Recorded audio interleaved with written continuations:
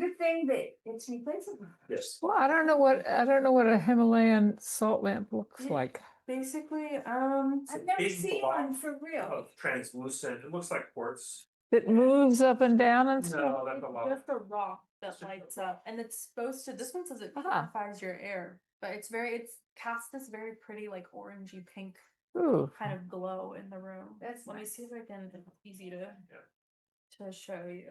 But it is literally rocks. It's just it's just a giant rock. Yeah. What do you got in this thing, rocks? Yes.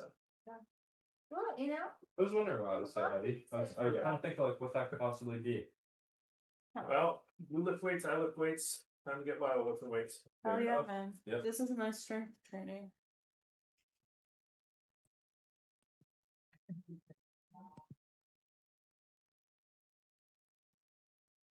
What is a nice case, Dad? Fancy schmancy. Nice. Fancy schmancy. what's that for? Lunchbox? It's a massage gun. If the battery's charged, we'll use it on you. Like post lifting weights. Just nice. It's a, I love it. If you've got like an IT band, I'm not in your IT band. oh. Yeah. I've never. We should, let's see if the battery's charged. Okay, so it's literally just this giant rock. I love it. And there's a light in the center. It's great. It like glows pink and orange. And do you plug it in? Does it have a plug? We can try and see if there's. Actually, no, they have a cord in here, and I don't see where it connects to, but I guess that's why. But it must, yeah. Yeah. Maybe even if you put an attachment. Some of them are battery powered, but I That's what I don't was think this one is. But yeah, no, it's super cool, and it's supposed to filter your air and make it cleaner. I don't personally understand how that's possible from a rock, but Is it salt? Look. yeah, Just a chunk of salt. yeah, So it's a meal. And yeah. I had one. When I lamp was, and Exactly. I have You it. could- My old one. in the You can fridge. light your room or attract deer to hunt. salt like perfume. That's what I'm Yes. saying. No, Finn literally like Ken and Lily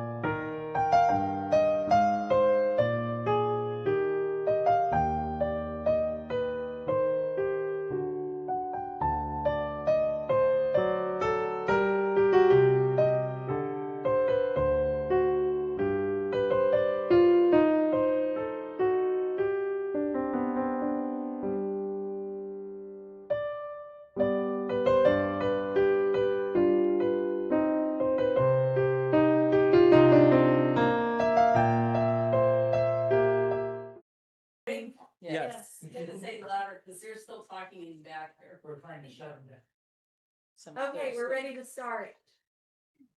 Can people hear us online? Okay. Yeah, great. Welcome to the Midcoast Community Council meeting for December 17th. Secretary, would you please call the roll? Sure. Gus? Here. Kevin? Here. Kimberly? Yes, here. Connie? Here, and we have Claire, who is, Claire is online. She's sick. So Claire, do you want to make a statement? I think my statement is that I have a communicable disease and that there's nobody under 18 here, and I would like to participate in the meeting. Okay. okay, so Claire, then present. And then we need to vote. roll, yeah. And We need- Scott, that Scott is absent. Oh, I'm sorry, Scott's up. Scott may call in, is that right? No, not calling. Scott. Scott is absent. Scott is traveling and he won't be here tonight. So I think we have to vote to allow Claire to cast a vote online. I move, should be allowed to. I'll Second. second. All right, Kevin? Yes. Kimberly? Yes. Connie, yes. Yes. Gus, yes. Okay. Claire, yes, So okay. Claire can now officially vote.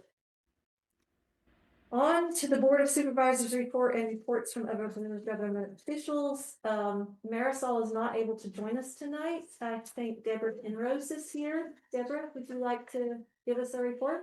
Yes, good evening, everybody. Mostly what's been going on is we have a new city attorney. And we have just finished negotiating our city manager's renewal of his contract. And let's see, what else? Oh, we had our major reorganization, our annual reorganization. Debbie Ruddock was elected mayor and I was elected vice mayor. And I guess the only other thing of real interest right now, we've been doing a lot of work on staff, new staff members, new community director position. At any rate, there is a fellow by the name of Daniel Theobald who bought the old Bay City Flower property on Highway 1. About 10% of that property is in the city's jurisdiction and the rest is county, and he has Recording in progress. asked the city to annex the rest of the county, the rest of the property that the county now owns. The city is considering it, although we're not going to be initiating the process. We will, talk about it. There are some advantages to doing it, and it's hard to see what the disadvantages might be, but it's possible. At any rate, that's it for the city. Thank you, Deborah. And congratulations on vice mayor. Thank you. Are there any other government officials who would like to report? We asked her questions. Oh, yes, you may. Sorry. Do I have to go to this? Please do. I think Sid has a question for you, Deborah. I don't know if you know this, Deborah, but there were some images shown of 555 Kelly at one of the last meetings. And since then, I've heard probably rumors or discussions that there's no kitchens in the different floor plans of the units, but they didn't show any of the floor plans. Do you happen to know? Are they not gonna, have they eliminated the kitchens in the units at 555 Kelly? No, they have Okay. not been eliminated. Okay, thank you. Yeah. Are there any other questions for Deborah? I don't see any online. Anyone in the room? No. Okay. Okay, Are I'm going to Sorry? bow out. I have my grandchildren here for a Christmas celebration, so I'm going to say goodnight to you all and happy holidays. Happy holidays. Thank you, Deborah. Enjoy. Thanks. Okay, are there any other government officials who would like to report or announce anything? City entertaining.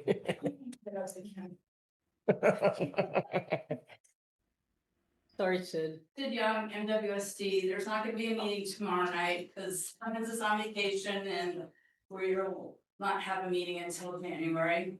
However, the county did come out with the Seal Cove geological report on the 15th of December, and then today, the Half Moon Bay Review came out with an article about it, which I haven't read all 90 pages of the county's report, but it's by Cotton Shires, which did the original 1980 report of the William S. Cotton report.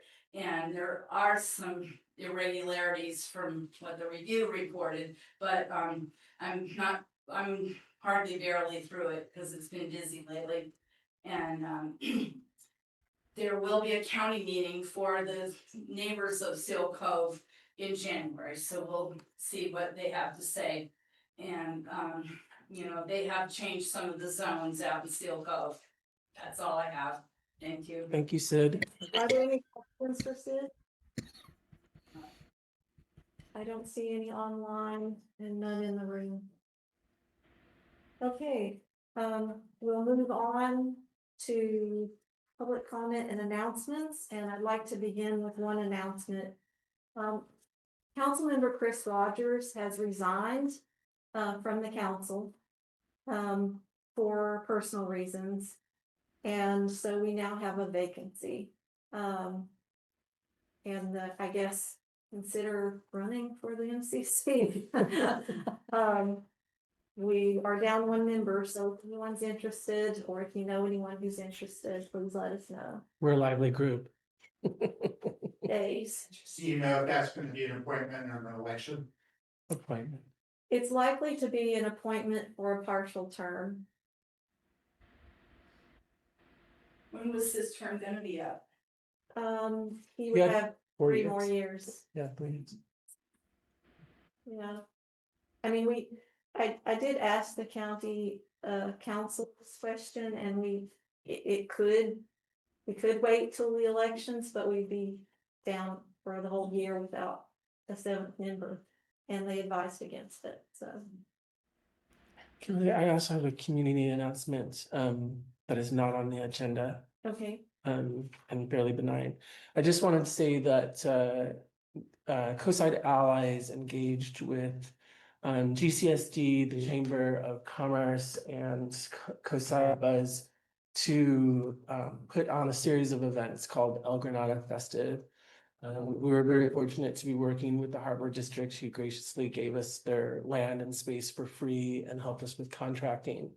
However, due to the projected rainfall and the storms that are coming, we had the very difficult choice of voting to cancel those events because we didn't have an indoor backup. It happened so kind of spontaneously and quick, and we're all very sad about it. I basically worked a part-time job for the last 2 months trying to put it together, and we look forward to lessons learned and bringing forward the same kind of locals for local events next year. And next year we will have an indoor space by June.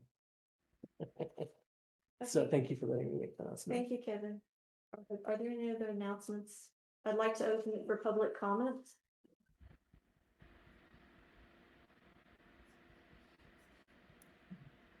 Chris Johnson, I live in El Granada.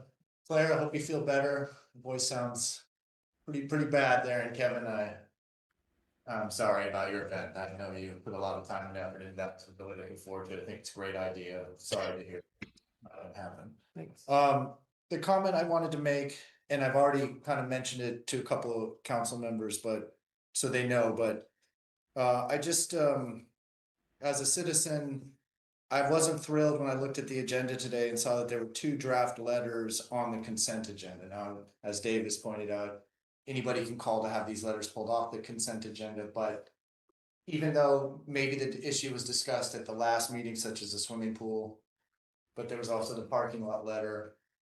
I'm glad that those issues have been, I hope they're, at least the parking lot one is pulled off completely, because there's no letter to look at consent or no consent. So, but as a citizen, I don't like having these letters on the consent agenda, even if they were discussed at the last meeting, because as I mentioned, I've seen this council editing letters on the fly and then sending them out without further review by the public, making edits in the letter and going with it like that. I'm a professional editor. You need time for it to breathe. You need time for people to read the edits you've made and consider these line item changes that you're making. So to have 2 letters on the consent agenda without an opportunity for public comment and review, I don't like that practice, I guess is what I'm saying. And if the council could consider that going forward in the future, just put it on the regular agenda. If the people have nothing to say, hopefully it moves on, such as the swimming pool letter. It's non-controversial. But as a matter of practice, I would like to see that on the agenda to give people a chance to, if they've got something to say about it, to say it without having to go through the procedure of having it pulled off the consent agenda. Okay. Question. One question. Sure, me or? Yeah, for you. So thank you. I really actually appreciate that comment. I am in alignment with it and wanted to know if what you kind of were talking about community evaluation and input, but I wonder if you're specifically saying in this context or even in a broader context, because I have always wanted to see more community input involved in our letter writing campaigns and all of the campaigns that we do, to be totally honest, as part of outreach. So can you elaborate a little bit? I mean, sure, you know, if we've got, well, 5 of us here and a few handful more, it would be, as a former member of the MCC, it was always a little demoralizing to spend all the time, come to a meeting and there's 4 people in the audience, and this was before Zoom, so there's 4 people, and get their same 4 comments. So I think to your question, the more voices, the better. However, per procedure, and having sat on that side of the table, we get to a point of diminishing returns where we're just spinning our wheels on the same comments. So that's where, like, it's, you know, this is our final letter. We've gone through it for a couple of meetings. Here's our final letter for the community to read. I think Dave, so many other former MCC members here tonight.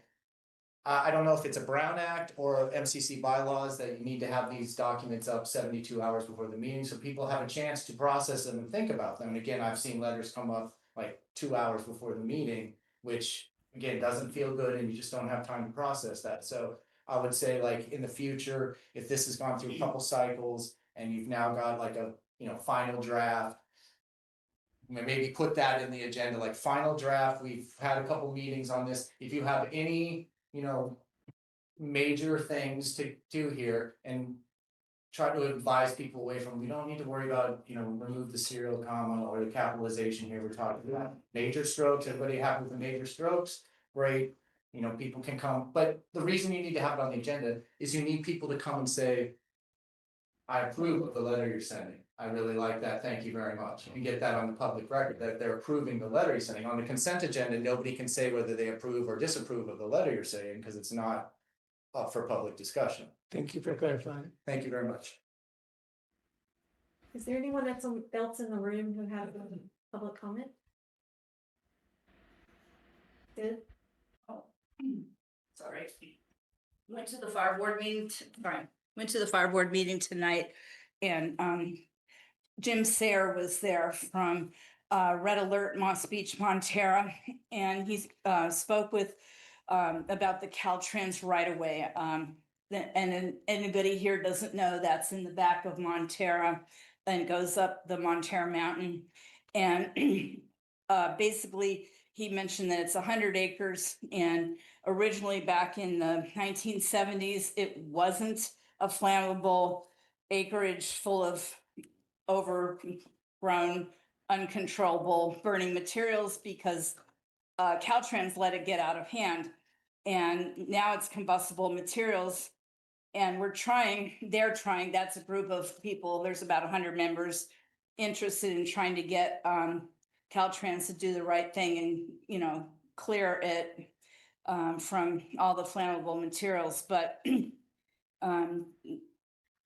the Cal Fire isn't really interested in taking it on.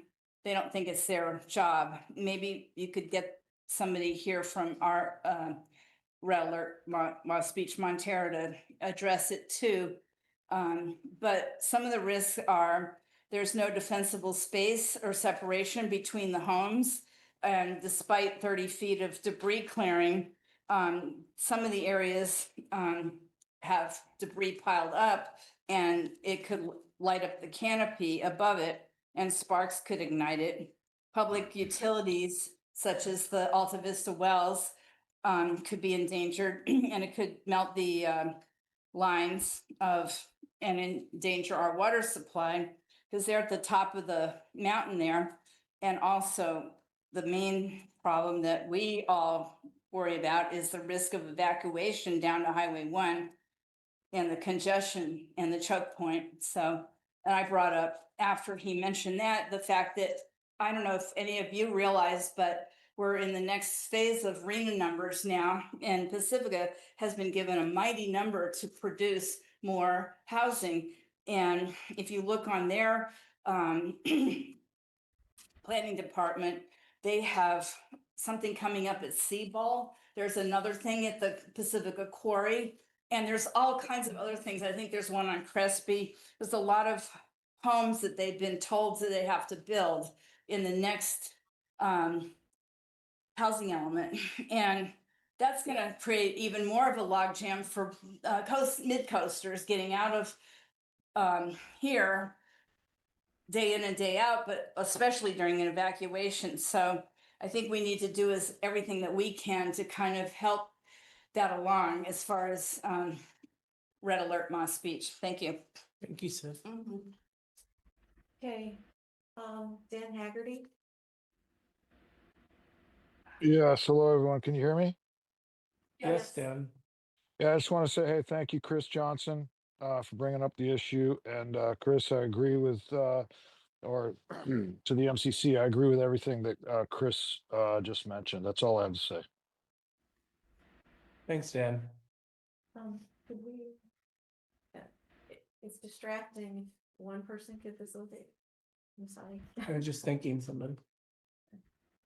Is there anyone else who would like to comment? Yeah, hi, this is Steve. I'd like to comment. I'm having trouble raising my hand on my phone app. Sorry. Okay, please go ahead, Steve.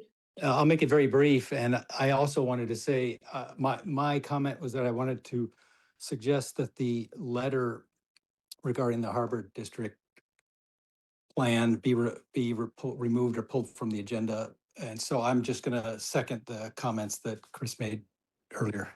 And this is Steve Terry, El Granada. Thank you. Thank you, Steve. Okay, any other comments? I don't want to get up again, but could we just say a thank you to Jim Pruitt for putting in the handrail out front? Because Sure. it's really a benefit to people that are mobility challenged. So for those online, Sid Young asked that we thank Jim Pruitt for the handrail that has been installed outside, which is a really nice thing to have. So the MCC expresses thanks for that. If there are no other comments, I'm closing public comments. And we're moving on to the consent agenda. So I'd like to request that we pull item D for our discussion. As well as, I guess, item C. I'm not as familiar with that. That's something. Okay, It's almost. do we have a second? Sure, second that. Steve, for those of us, they have the agenda in front of us, that's both the letters. Yes. Correct. And then unfortunately, the minutes of November 12th were not ready, so they weren't posted, and so we're going to remove those to the next meeting. So B, C, and D. So that leaves item A Make for a motion to approval, the approve. minutes of October 22nd. I'll make the motion to approve the October minutes. Did you call the roll? Sure. Claire? Yes. Gus? Yes. Kimberly? Yes. Kevin? Yes. Tommy? Yes. Okay, great. Minutes are approved. question, you pulled them from consent, do you intend to discuss them later, or are they just being pulled? I was just gonna say, we have time now, so I'd like to discuss them now unless anyone objects. Do you object? No, I don't.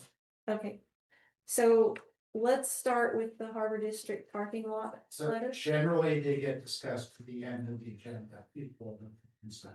Oh, we can't discuss them during, like, if we made time, we have to go all the way to the end of the regular agenda. Okay, I see. Sorry. I didn't realize that. So we will discuss those at the end.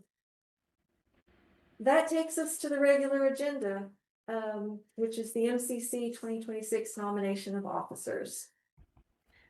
The county council sent around some guidelines to the council for this particular process, and that's the process we're going to follow tonight. It was sent twice, right? It's the same document. It's the same. Yeah. It's the same document. So the process tonight will be that we will, for each office, chair, vice chair, secretary, and treasurer, we'll start with the chair, and we'll call for nominations. When we have all nominations, then the secretary will take a vote for each nominee, so that everybody can clearly see who votes for the nominees. And she will announce the person who gets the most votes, and we'll do that for each officer. Does anybody have any questions before we proceed with that?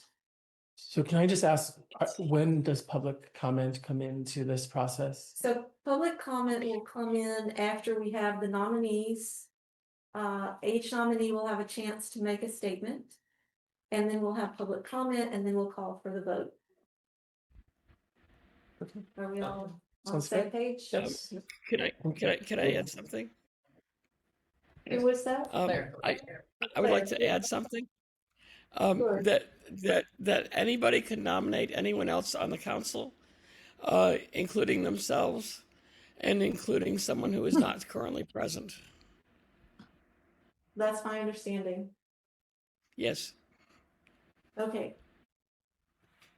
I think. And you do not need we do not need a second on the nominations. Correct. Okay, so with that in mind, we'll start with the office of chair. And I'll ask for nominations. So, we'll start with Kevin. Do you have a nomination for chair? I do. Am I only allowed to say yes or no, or No, you make the tell us who nomination? you- All right. I just want to say that that this person, regardless of maybe us not seeing eye to eye for other reasons, has always seemed to be fair and willing to take a step back and revisit and talk. And in that vein, I nominate you, Kimberly, as chair. Thank you. On your best, do either of you have a nomination? No. Nope. Okay, I also don't. Claire, would you like to nominate someone? No. Okay.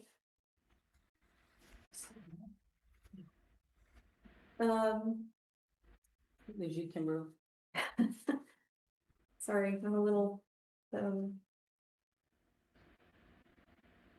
so we have one nominee. I think I get to make a brief statement as the only nominee. Well, wait, so are we making nominations like it through the whole thing or No, you do one one title at a time? One title at a time. Oh, great. So I guess I'll just keep this brief. Thank you for your confidence in nominating me for the chair position. I've tried to work hard for the council the last 3 years, and I can promise that I will work just as hard, if not harder, for the next year and do my best to facilitate the meetings and make sure that we, to the best of our ability, respond to the community's needs. Yeah. Humbly say thank you. So with that, I guess we take a vote, or no, No, are there comments from the community? I see Steve Terry's hand raised. Steve? Yes, hi. Thank you for letting me comment. I just want to say I am very supportive of the nomination that the team has put forward for this position. And I want to say that I have found Kimberly to be deeply thoughtful in how she approaches issues and have really steady composure and providing a very stabilizing force to this group. So I fully support the person that the group has nominated. Thank you. Thank you, Steve. Greg Diegas? I want to thank you, Kimberly, for your willingness to serve. I know that it's been a struggle for you over the years, and assuming the additional responsibilities as chair is both merited and welcomed by the community. So thank you very much. Thank you, Greg. Dan Haggerty? Yeah, let's make it quick. Thank you, Kimberly, and I agree with the comments of Steve Terry and Greg Diegas. Thank you. Thank you, Dan. Are there any comments in the room? Okay, closing public comments. I Take a think vote. now we take the official vote. Okay, we'll go around. Claire? Yeah, yes. Kimberly, I'm voting for Kimberly. Make that clear. Gus? Voting for Kimberly. Kevin? Yes. Connie? Yes. Kimberly? I guess I have to vote for myself. Yes, so. Okay. Congratulations, Kimberly. Thank you. Okay, moving on to vice chair. For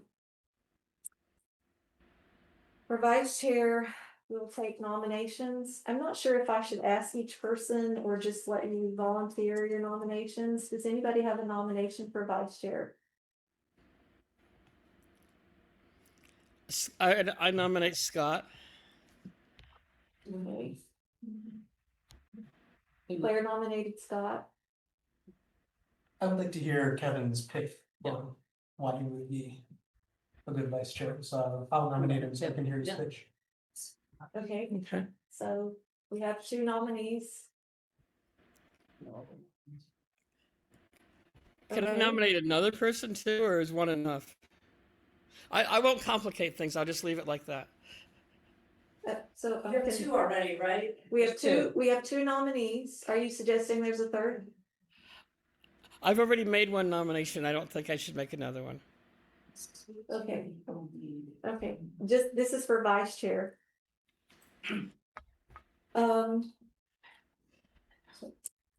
Okay, so the nominees have a chance to give a statement. Scott obviously is not here and cannot make a statement. But he did convey to me that if nominated, he would accept the nomination. Okay. Kevin, you are the other nominee. Would you like to make a statement? Yes, I would. So I think my my place on this council has been an interesting journey for me. I while having sat on councils and boards in the past, have not sat on one quite like this. I started my journey here with the desire to improve outreach into the community, to engage community members in a more real way, to evolve our website and the mechanics that we have available to us to engage community in things like letter writing and action items and our business agenda, so that it's not so insular and isolated, and that we're not looking at a dozen community members, but that we're looking at how can we find hundreds of community members when we have so many along the unincorporated coast side. I also would like to say, if elected vice chair, that I would like to see Ray Mueller here and engage in a town hall, not in this space, but in a separate space along with the MCC, for our community to have an opportunity to meet with the MCC and Ray as a way to post current items that we're working on, where people can maybe just put a star up, because we're not really allowed to discuss, but for them to prioritize things that they think are important, and for us to further garner input from the community. In addition to that, I would really like this council to spend some time. When I very first started, Kimberly and I were asked to work on an SOP together around process. And we got somewhere with it. We pulled together some points. But I think that a clear understanding amongst all of us, something that's not an interpretation, something that can't move from one lane to the next lane, but to have a clear charter and a clear mandate as to what we should do. I also would strongly advocate that we limit our meetings from 7 to 9 p.m. and that our agenda and the guest speakers that we have present here pertain to our business priorities, and that we not flush our meeting agendas with 2 or sometimes even 3 speakers where it's disjointed, especially when it's an action item that is worthy of deep discussion. I would also propose that the alternate meetings, the second meeting in that lineup, be a Q&A and an open forum for community members, for us to work on action items that may evolve from that, to get us started on a pathway to develop the work that would need to happen in order for the MCC to not just write a letter, but to maybe take actionable items and take steps towards fixing those things. I think for a long time, I and many others in the community have wondered what the MCC does and what does the MCC do for its community. I would like for that statement to be put on our website and be a part of our kind of every time we gather, something that is reminded over and over to our community, why we're here, who we serve, and that we are indeed an advocate for our community. Thank you, Kevin. At this juncture, we'll take public comments. I see Steve Terry has his hand raised again. Steve? Maybe he didn't know you had his hand up. Okay, moving along to Wanda Bowles. Wanda, you're muted, Wanda. I know, you'd think I would know how to take myself off of mute, but thank you. I was gonna try to turn my camera on as well, but anyway, I just wanted to make a few comments that in support of Kevin. There we go. Yay. I've been on the GCSE board for a year, and I just wanted to say that in just the short time I've known Kevin, I think he's been just a real go-getter, a real supporter of the community. And he's spent so much time, I know, even with our El Granada festive and, many other topics. So he jumps in and is always happy to help. And I really appreciate that in the community. So just my vote of confidence. Thank you. thank you. Is there anyone else who has a comment? Sid Young?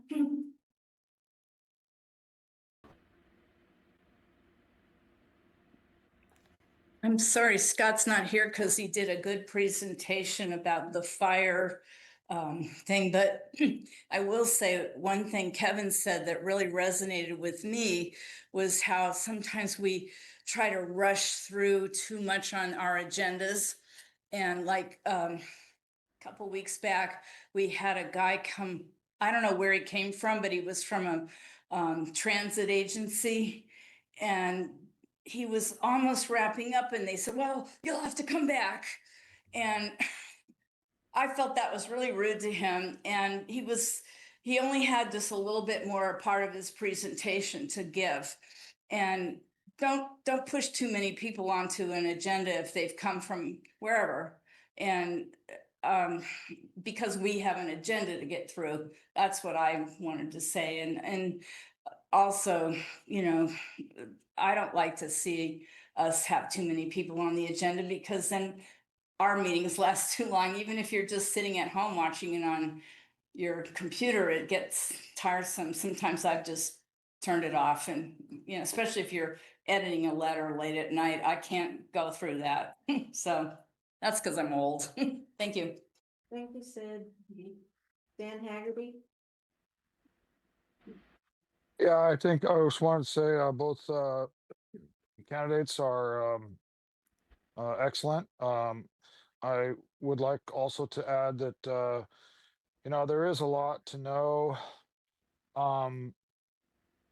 You know, being vice chair of the MCC, and you know, not to, you know, take anything away from Kevin's nomination, but it is true that Scott Bollinger has, you know, has been on the MCC a bit longer and has seen interactions and understands how, you know, the MCC works, just been exposed to different elements of what comes up at the MCC. So for that reason, I think that yeah, it's very unfortunate that Scott is not here tonight with us. But yeah, so for that reason, I would support Scott Bollinger for vice chair. Thank you, Dan. Barbara Dye? You're muted, Barbara. Hi, everyone. I think, having watched the MCC for a while, I think both candidates would be very, very good at the job. I certainly have worked with Kevin on a lot of projects recently and admire him for his engagement and the work that he's done for the community. So I don't want to jump in too much because you've all worked together, and I think it's your votes that matter the most. But I We can't hear you. Barbara, we lost you there. We can't hear you. Anything of what I said? No, we get just the last couple last sentence. The last sentence was that you have two excellent candidates, and just I have worked with Kevin on a number of recent projects and think that he would do a great job, which is not in any way to say that Scott would not be a good candidate as well. Okay, thank you, Barbara. Are there any more comments? Chrislyn? Crystal Lynn, COSI Chamber. I want to agree that both candidates are really, really awesome in very different ways. I think they both bring wonderful strengths to the council. From what I have observed over the last year, there are some things that I think Kevin is a stronger candidate for in working on helping with MCC communications and community engagement and process and things like that. So I do feel that Kevin would be able to accomplish quite a bit in that vice chair role. So, thank you. Thank you. Are there any other comments? Chris? Hi, Chris again. Echoing what people said, like the MCC can't lose on this one. Either way they go, so that's great. I think both candidates are worthy and worthwhile for this office. It is, as people said, it's disappointing that Scott's not here. I would like to hear what he had to say. I feel that in addition to knowing Kevin and already feeling like I really appreciate what he's saying about community engagement, I know him to be a go-getter, that this is something that people we've been trying to work on for years, and if he can crack this code, fantastic, you know. So I like that. So I'm swayed by that he's in the room here making that comment, which resonates with me. And as I said, you can't go wrong. But I would be very pleased if Kevin was the vice chair. Thank you, Chris. Are there any other comments? Dave? Yeah, it is a tough call, but I would actually recommend Scott for this position. I think Kevin is good. I think Kevin's ideas are great. And as others have said, we have spent years literally working on greater community engagement and pulling in new MCC members as part of that. So good that Kevin is here. as long as the other new appointees. I think Scott is nearing the end of his term, and I think he deserves a chance to be vice chair. Thank you, Dave. Are there any other comments? Okay, seeing no other comments, Barbara, your hand is still raised. Did you want to say something else? Oops, no. No, okay. Okay, closing the public comment for vice chair. So at this point, are there any council member comments? I would just say, similarly to what we've heard in the room, I think from my experience in only 1 year, I think both candidates would be really exceptional at the job. I think we're lucky to have both. And, you know, I think we're gonna end up with an incredible council next year, whichever way it goes. So I think work. Thank you, Connie. I would like to make one comment because the way I'm gonna vote. So I think Kevin has a lot to bring to the council. I also think Scott has a lot to bring to the council, and I appreciate all of the comments. However, I do think because this is Scott's last year, and he has more experience with the council, that this is his last chance to be an officer. Or it might be, and so I'm leaning more towards that. But that's not to say that you don't bring a lot to the council, and I think that you have 3 more years to give a lot to the council. So that's where I think it was. Anybody else? Okay. Connie, please call for a vote. Claire? I'm voting for Scott. Yes. It's a really hard call, but I would like to see, I'm gonna vote for Scott, but I want to see Kevin as vice chair 1 year from now. That's what I'd like to see. Okay. Kimberly? Scott. Yeah. I have the same feeling. I could vote for you, Kevin or Scott, either way, but I would say Scott probably for his experience. In his last year, similarly. Yeah. Kevin? Clearly, there's no way to veil disappointment in a situation like this. But my co-council members have asked me to do what they felt were appropriate, and that was under the guise of looking at them as as friends. That included Scott, that included Gus, and that included Connie.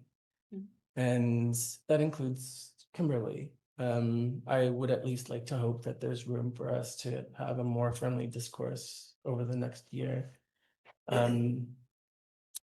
But as Scott has been here longer, I just want to say for the record, I don't believe in newbies knowing less. I think we are all very skilled and astute at what we do. I don't think that this is a knowledge level thing. But if this is Scott's moment, and perhaps maybe one of the only moments that he will have remaining on the council, I will graciously give my vote to Scott Bollinger.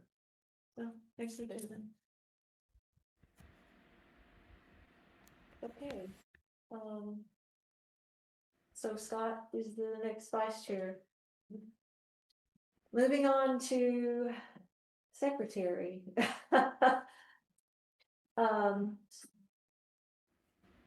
Then we have nominations for secretary. That's that. That's a matter of who wants that job and take it, right? I can't take it, but good luck. You can't take it? No, I cannot. Okay. Why not? I Same reason as I was gonna nominate you. I'm sure you were. I'd like to nominate you. Dueling secretaries. However, I have lost a serious amount of vision due to chemotherapy and my cancer treatment, and I'm struggling. So the answer is no. Yeah, sorry. Yeah. Okay,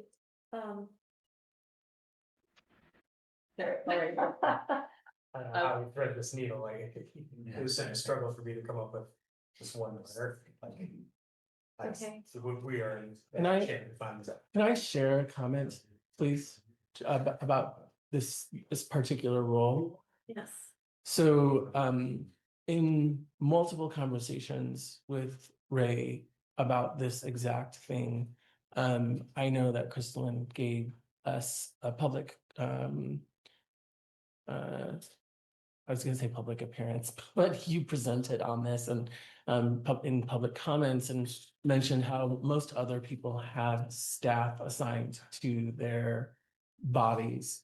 I've talked to Ray. He has said he is open to this to the point where he has said literally, send me a CV and an hourly rate and you can do it. You also have a budget of $2,500 a year. So if somebody's $40 an hour to be secretary that we can bring on. And I think the role of secretary takes away so much from that council member being able to actively participate and process a lot of times. And it limits them from selecting everything and then also being able to comment on really important issues. I'd like to know if there's not a motion or a nomination for this, if we can't do a very quick communication with his office to get started to look for some staff assistance, which I think is desperately needed at this point. I think staff assistance is a great idea. We still are required to have a secretary, and the secretary can cause the minutes to be taken or, made in any way, shape, or form that they want. As I long as nominate they- Scott Bollinger. Yeah, that too. Oh, thank you very much. Can we leave it temporarily open, because we have an opening on this council? Can we recruit somebody and? You only require that you have a secretary. I see that Claire has her hand raised. Yeah, we are required to have a secretary. The secretary, at least in theory, does more than just do the minutes. And someone, even if we have somebody who's assigned to us to write our minutes for us, the secretary is still responsible for making that happen. And I don't think we can. I'm reluctant to say, oh, whoever we bring onto the council to fill the vacancy will be our secretary. I don't think that's. I think someone needs a little bit of experience with the council in order to do a good job of being a secretary. I'm willing to nominate myself. I was waiting for Connie to do it. I hadn't gotten my chance yet, but. Okay. I don't want to do it. I don't want to do it, but I don't know who else will. So we have a nominee. Yeah, Claire's the nominee. Are there any other nominees? Nope. No. Okay. Yes. So Claire, do you want to make a statement, or was that your statement? I think for right now, that's my statement. Okay. Are there public comments, Chris? Claire, way to fall on the sword. Nice job. Again, I've done this job for this committee and it's not fun. Okay.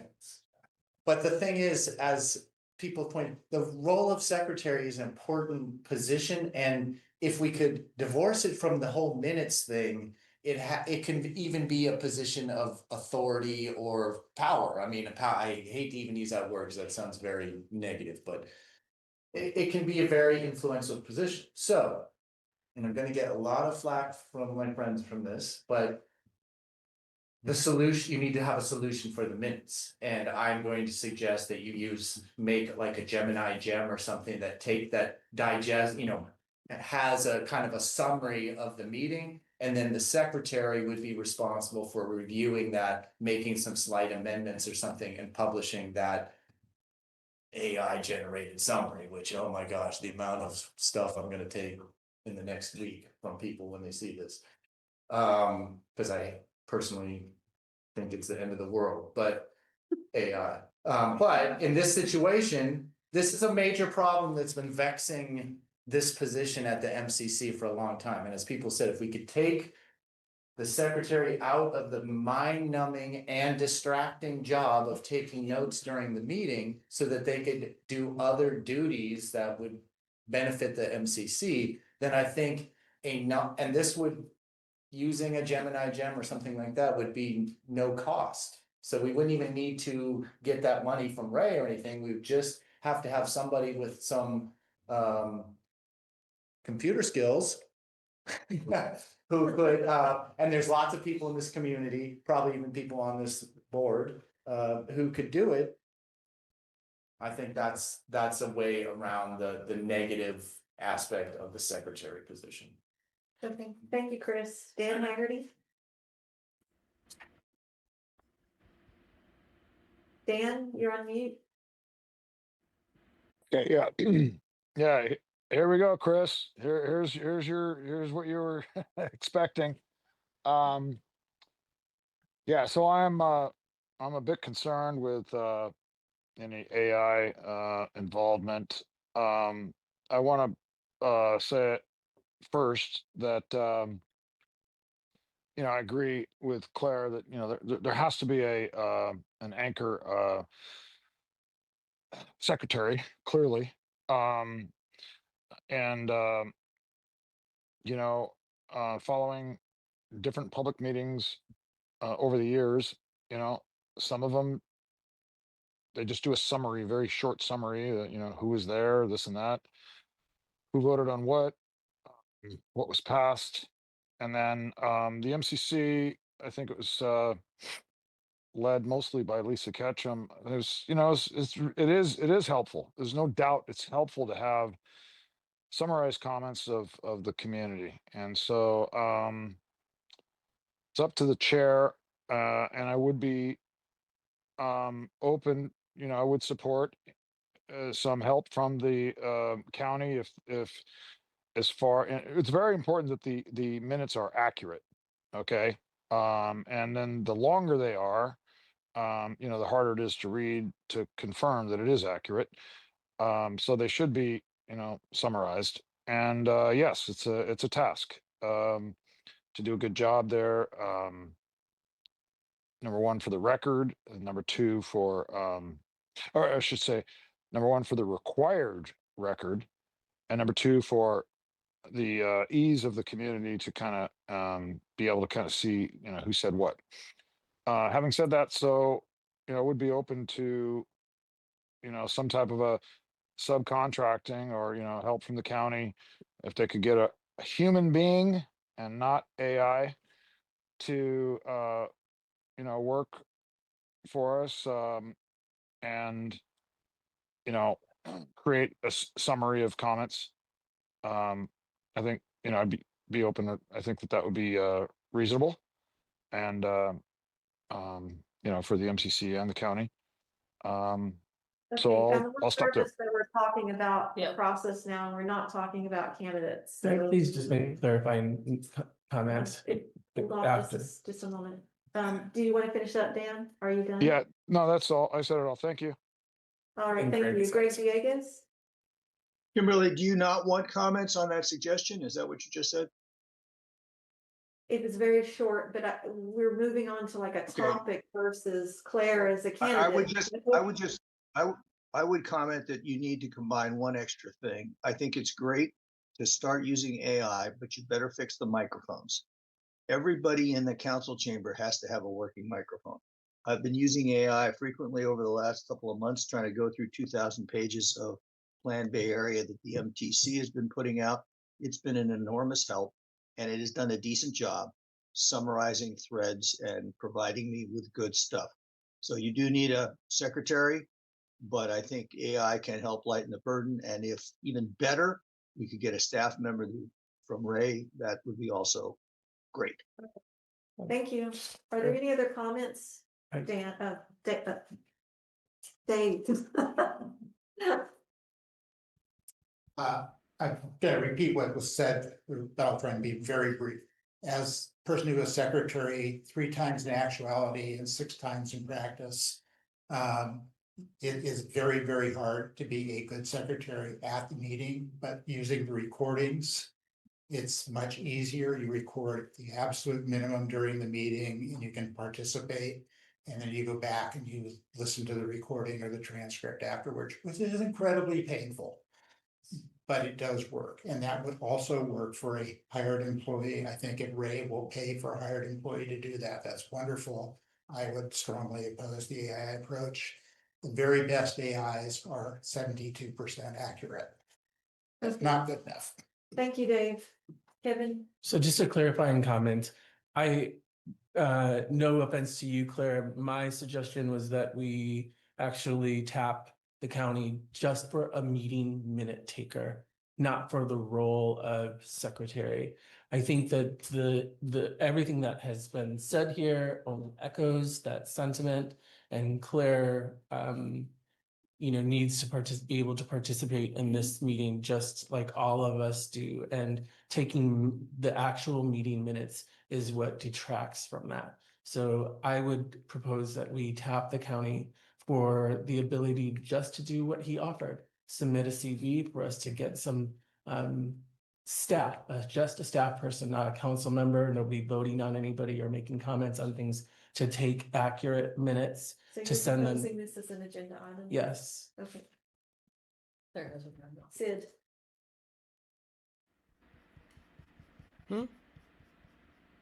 I'm just gonna ask a quick question, and Michelle Dragonese was online. Yeah, she's there. When I'm at home, I see the chat and it's you can do, what's it called?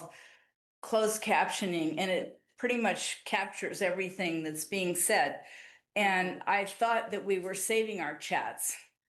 Or I'm not sure if it works well, but I think Michelle does a lot of the meetings by capturing what's being said. Is that right, Michelle? Oh, well, anyway. The chat is saved. And so it seems to me. Sorry, took me a second to get to the mic. Yeah. Okay, No, so- no, I don't capture anything. I just put the video up. So later you recap from the video. When you're I don't do any something. recap. I use staff report, or in your case, you guys don't have staff report usually, but I just put your video up. I put a link to the agenda and the web page, and then it goes out on my platforms. But I don't do any translation or anything like that. All right. Well, then that's not gonna work. Thanks. Okay, thank you. I'd like to go back to the nominee, Claire. Claire, did you have something else to say before we vote? Yeah, I appreciate everybody's suggestions. I think whoever you nominate, whoever you elect as chair, will have to figure out the best way to approach it, and maybe we'll want to agendize something about what some of these options are going to be. But I've been secretary twice. Once I did it in name only, and Lisa Ketchum actually did it, and once I did it for real. Maybe twice, I'm not sure. And I'm capable of taking notes and participating at the same time. I don't think this is an insurmountable problem. And I'm happy to work with anybody who has any suggestions to make it easier and more effective and more accurate, but I don't think this is like a deal breaker. I don't really want to do it, but I'm willing to do it, and I think I can do it. All right, thank you, Claire. Closing comments, shall we vote? Okay. Gus? Yes. Kevin? Yes. Kimberly? Yes, I vote for Claire. Connie? Yes, I vote for Claire. Claire? I'll vote for myself. All right. So Claire is the new secretary. Treasurer is the next one. Do we have nominations for treasurer? Just to nominate. So I actually thought about this a little bit, and I wasn't sure if who I was going to ask, but I think at the end of the day, it is actually a fairly small amount of work, and it has given me an opportunity to, do something and contribute. And I think that Gus, as busy as he is, and Connie, as busy as I know both of them to be quite busy. I think a good way to keep Gus really engaged would to see him as treasurer, running to the bank and getting double signatures for checks, and making sure our spam isn't encouraging us to write checks that we shouldn't. I think it's fairly easy. I think it's really doable. I think you have it in the back. I'd like to nominate you to be treasurer. Okay, I mean, if you guys want me to do it, I'll do it. We sure do. Are there any other nominees? But if anybody else wants it, I will not arm wrestle them for it.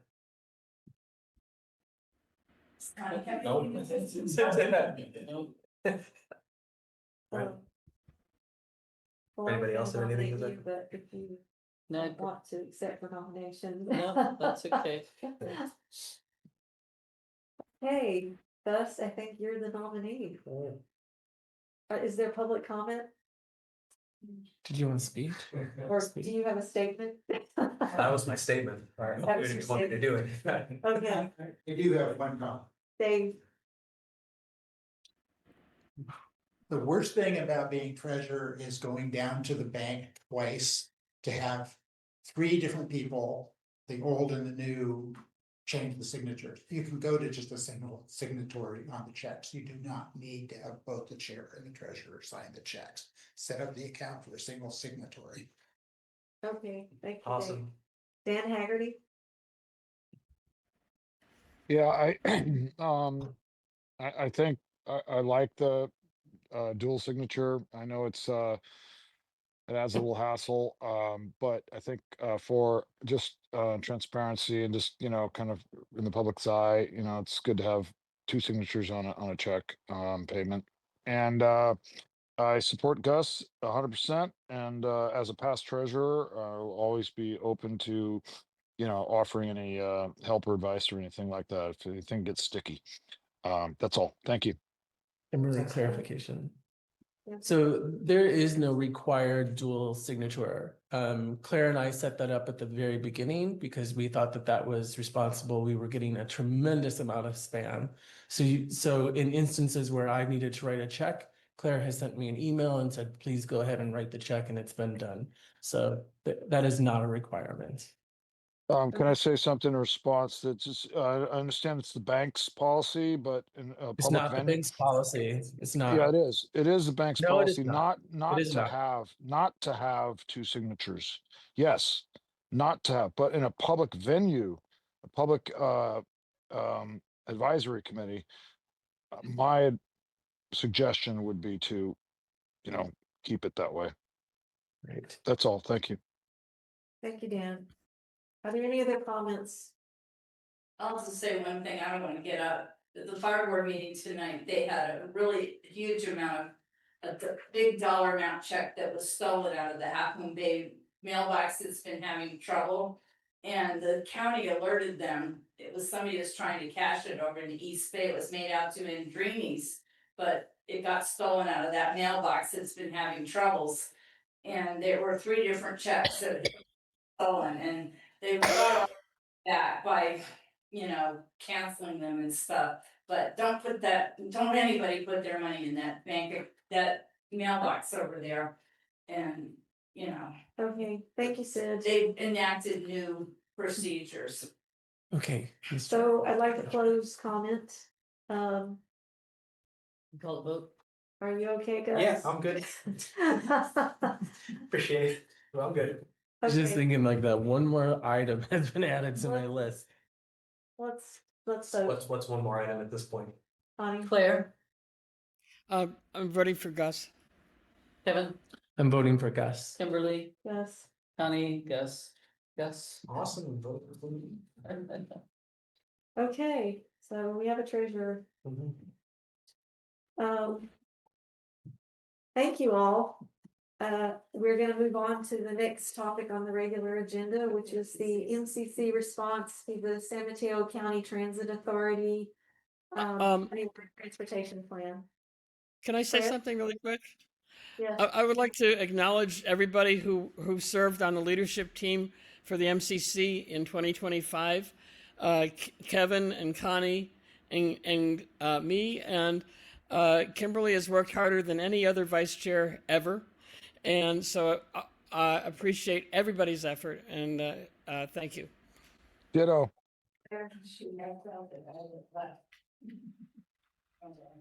Thank you. Okay, moving on. We're ahead of schedule, which is nice. So the San Mateo County Transit Authority's countywide transportation plan, at the November 12th meeting, we had Patrick Glister's presentation, on the transportation plan update. But we didn't get a chance to discuss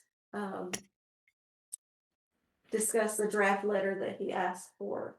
And I'm a little confused about what the deadline, I know there was a deadline, but I know it wasn't coming soon. Right. Can I speak to that? Yes. He wanted something by the end of the year. I don't think it was a hard deadline, but it was what he wanted. And I had told him that we would have a letter for him after this meeting. However, that was before we canceled the last meeting. So one of the things we'll have to decide tonight, if you would like to, is how do we want to handle this? In light of the discussion about letters earlier in the meeting here, we could just take as much input as we can and delegate for somebody to write the letter and then try to pass it at the first January meeting. I think he would accept that, but he really wanted it by the end of the year. Kevin. So I want to remind everybody that that plan included no funding or resources for the coast side, and asked him that specifically. So in essence, yes, members of the coast side use transportation all over the place, and I thought it was a worthwhile cause. But it's really just a very general letter of support, and kind of echoing what Claire just said. I think that a general letter of support would be something easy to put together and post. Except I'm not sure what we're going to generate is a letter of support, because he was asking us to give him our ideas and our thoughts and our feelings about the level of service that we have on the coast side. And that may not be just saying, oh, we think things are good. It may be a much more critical letter. I don't know. So I think maybe what we should do is if one of us could put the slide up that has the questions and then receive public comment on this to inform the letter, that was sort of the purpose of this item. You want to hear from you? Yes, this slide. Finished it. It's here. Is that something you can do?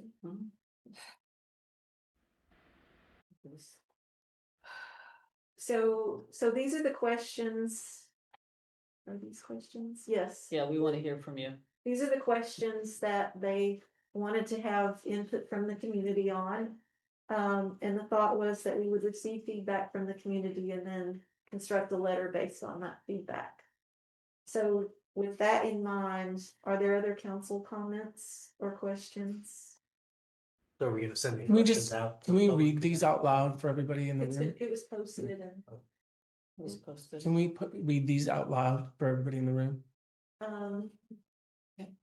I know you can read, but what works? So we're asking what works currently. We're looking at the key challenges, underserved areas, which is our area, which is highly underserved when it comes to transportation, and future needs.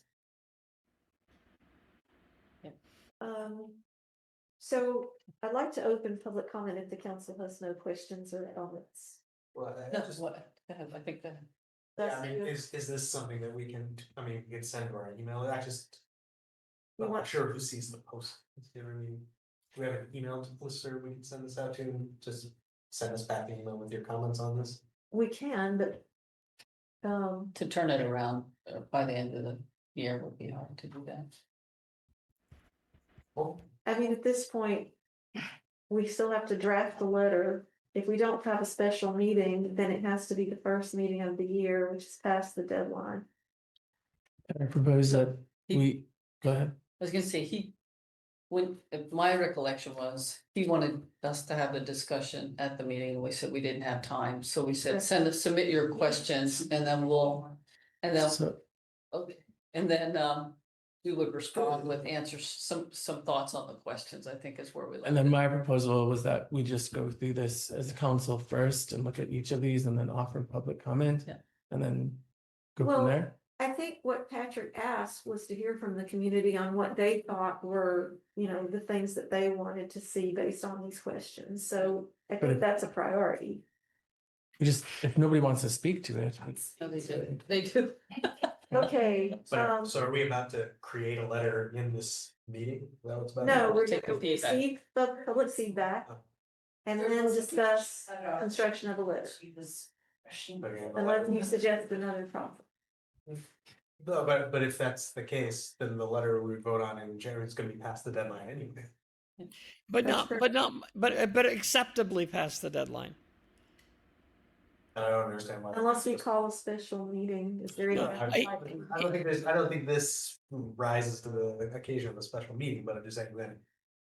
The pushback of not emailing it out because we don't have time, then we would miss the deadline. It's irrelevant because we missed the deadline anyway. Yeah, if I could I talk for a minute on this deadline issue? This is an ongoing project. It won't be finished until the spring sometime. He doesn't have to have it by the end of the year. He wanted to have it by the end of the year. He will accept it a bit later than that, and he still will be able to use it in his report. I don't think there's a real problem of us gathering comments today, writing a letter, and then discussing the letter in January. I think it's a loose deadline, and I think it's acceptable. Okay. So you're I did talk to him. Okay, so Gus, you're suggesting that we ask the community to send in their feedback? Yeah. No, well, I mean, everybody's here should obviously give their feedback, but I think we'll get more if we I send it think out. we can do that too. And just tell the public, you gotta get it in by the end of the year if you want to say something about it. Okay. Well, I'd like to open public comment and hear what the public has to say. So Sid, your hand was up first. And can we try and keep it to 3 minutes? I did for you. 3 minutes? Oh, I don't think it'll take me that long. Okay, what works currently? Well, we do have buses that go up and down the coast. From what I understand, you have to change in Pacifica, right? So that's, to me, that's kind of disjointed, but hey, I don't take the bus. And you have to change in Half Bay to go over the hill. That's not too good either, but if that's what it takes, that's what it takes. At least we have transportation over here. And since we don't have school buses, I guess it takes kids to school back and forth. And I understand, correct me if I'm wrong, it runs once an hour, right? I don't think it runs that often. Oh, I think at certain times of the day. okay, well, that's what I thought. I'm concerned for the people that are gonna be in Mid-Penn, in Moss Beach, because once an hour seems pretty pathetic if you have to get to a job. So anyway, key challenges. What are the most critical transportation challenges in the county? I don't know about the rest of the county, but over here, that doesn't seem like an efficient way to get around for me. I'm a car person though, and that makes this whole community car dependent, if you ask me. Underserved areas, well, they decided to have, I don't know what you call it, Samtrans on demand, all the way Moonridge up to the harbor. They left out all of Moss Beach and Montera. That is, shows total inequity. And I hate that. It makes me mad because, when I had my knee surgery, I couldn't take it. I had to, I got Ready Wills at one point, but I thought that was really wrong of them to do that to the people that live in 2 towns on the coast. Future needs. If I had a magic wand, what one transportation project would I want to see implemented? I think they should bring BART down the coast so people could actually take public transportation that came down here, You'd get a lot of cars off the road if you did that, but it probably will never happen. Thank you. Thank you, Sid. That was less than 3 minutes. Thank you. Speaking not only for myself, but for all transportation meetings I've been at that are not road oriented. Everybody wants through transportation without having to change buses. So one bus that takes you all the way up to the city, or at least all the way to BART without a change. One bus that takes you all the way to Caltrain without a change. Huge. I have tried to take the buses, and with the transfers, it adds 2 hours to drive. Just not practical. Underserved areas on the coast, forget the rest of the county, are anything off of Highway 1. The buses no longer go back Sunshine Valley Road. They don't go anywhere off of the major north-south corridor. The rideshare system, great idea, not well enough implemented, as Sid said. It needs, if they're gonna do on-demand, great. If the driverless cars really come through, more of them would solve a lot of problems. Future needs, getting people out of cars. That's the only way you're gonna solve the road congestion problem. Thank you. Great. Chris. Thank you. What currently works? God, I mean, there's roads and there's buses, so I mean, and they're good at doing the transportation plans, gone through many transportation plans, so I'm glad we have a Department of Public Works. I'm glad they're looking at transportation. So I guess that's what works. Key challenges. You know, one of the key challenges that you're going to discuss later today is this overlapping jurisdictions and the ability to just shirk the buck and like, oh, it's Caltrans, what can we do?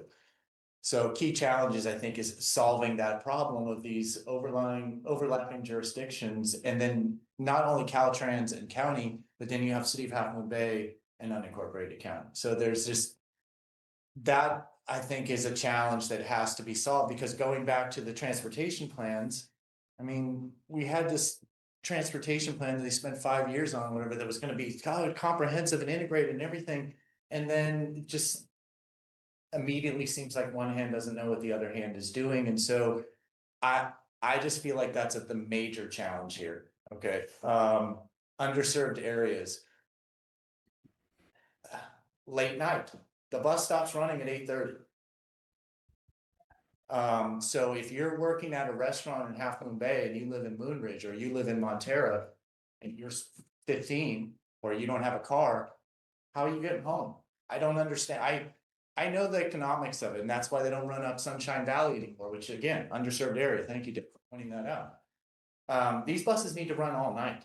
Otherwise, it's not a transportation system. It's a nominal during the day, once an hour, once every 2 hours. We got a few buses that are running on a couple of lines that you have to transfer, as Dave and Sid said, to go anywhere.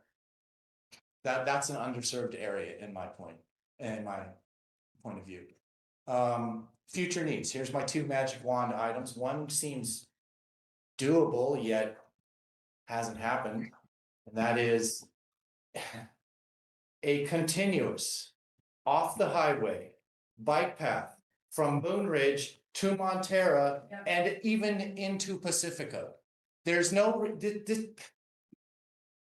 if you go to Tok, Alaska, look it up on the map, middle of nowhere, they have a 20-mile off the highway bike path, paved path, not just a snowmobile, off the side of the path, running 20 miles down, heading towards Valdez, into the middle of nowhere for 20 plus miles. All this talk about transportation plans is just nothing to me if we can't get a continuous bike path from those 2 points and then into Pacifica. Because I occasionally will try to ride my, you know how you ride your bike into Pacifica? You ride it up over Montera Mountain on the old county road and down it. Otherwise you are literally taking your life in your hands. It's right. So, okay. The other magic wand item that people have mentioned is some kind of light rail, something like that. Gondola, stop with that. But a light rail coming across the 92 corridor and then going up the 1 corridor. 100 years ago, we had a train that came down from San Francisco. So this isn't something that's like futuristic stuff. I say this as today it was announced the first flying cars that were tested here are going into production.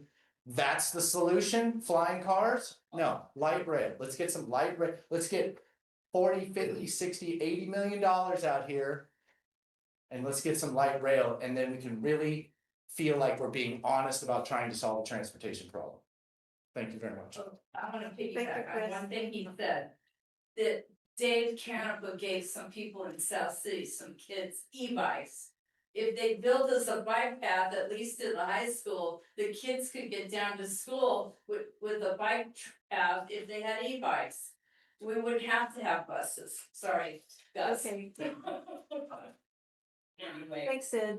Kristlyn. Thank you, Crystal and COSI Chamber. I'm gonna do this kind of more, a little bit more focused on the workforce and businesses perspective. What works currently? Very little. The key challenges are what everybody has pointed out, the lack of bus frequency, and also the on-demand ride plus. Not only is it just limited in its geographical area that it serves, but also the timing. It only, I believe, runs 8 to 5. And so people can't take it after work, or if they have to be to work at 8, they can't get it earlier in the morning. Coupled with the fact that if they live past the harbor, they can't receive it at all. And then also, I've even personally had one of my employees who the bus changed their schedule recently. She missed it. She tried to do the Ride Plus and had a whole scheduled time. And then Ride Plus proceeded to pick up 3 people on their way to her. So she ended up being half hour late to work. And so I can't even imagine what that would do to a business that's not flexible like ours, like a restaurant or any business that really needed their person there on time, because that was her best effort. And the underserved area is definitely the unincorporated areas, both north and south. And so for future needs, more frequency of the bus lines, really taking into an account what supports the community, not what is easier for them to pull off. I think a lot of this, the changes that they make is based on ridership, but a community that only represents a mere 1% of the population and like a gazillion percent of the landmass for the county, we're never going to meet the ridership numbers that they're going to get over the hill. I do agree that there's a lot of transportation systems north to south, and there's very little on their transportation systems that is east to west. So we definitely need them to work on some system that brings people to and from over the hill, that doesn't rely only on buses. Thank you. Thank you, Kristlyn. Is there anyone else in the room who wants to comment? Okay, online, Greg Diegues. By coincidence, I am working on what is going to turn out to be a 40-page response to the Metropolitan Transportation Commission's Plan Bay Area 2050 plus.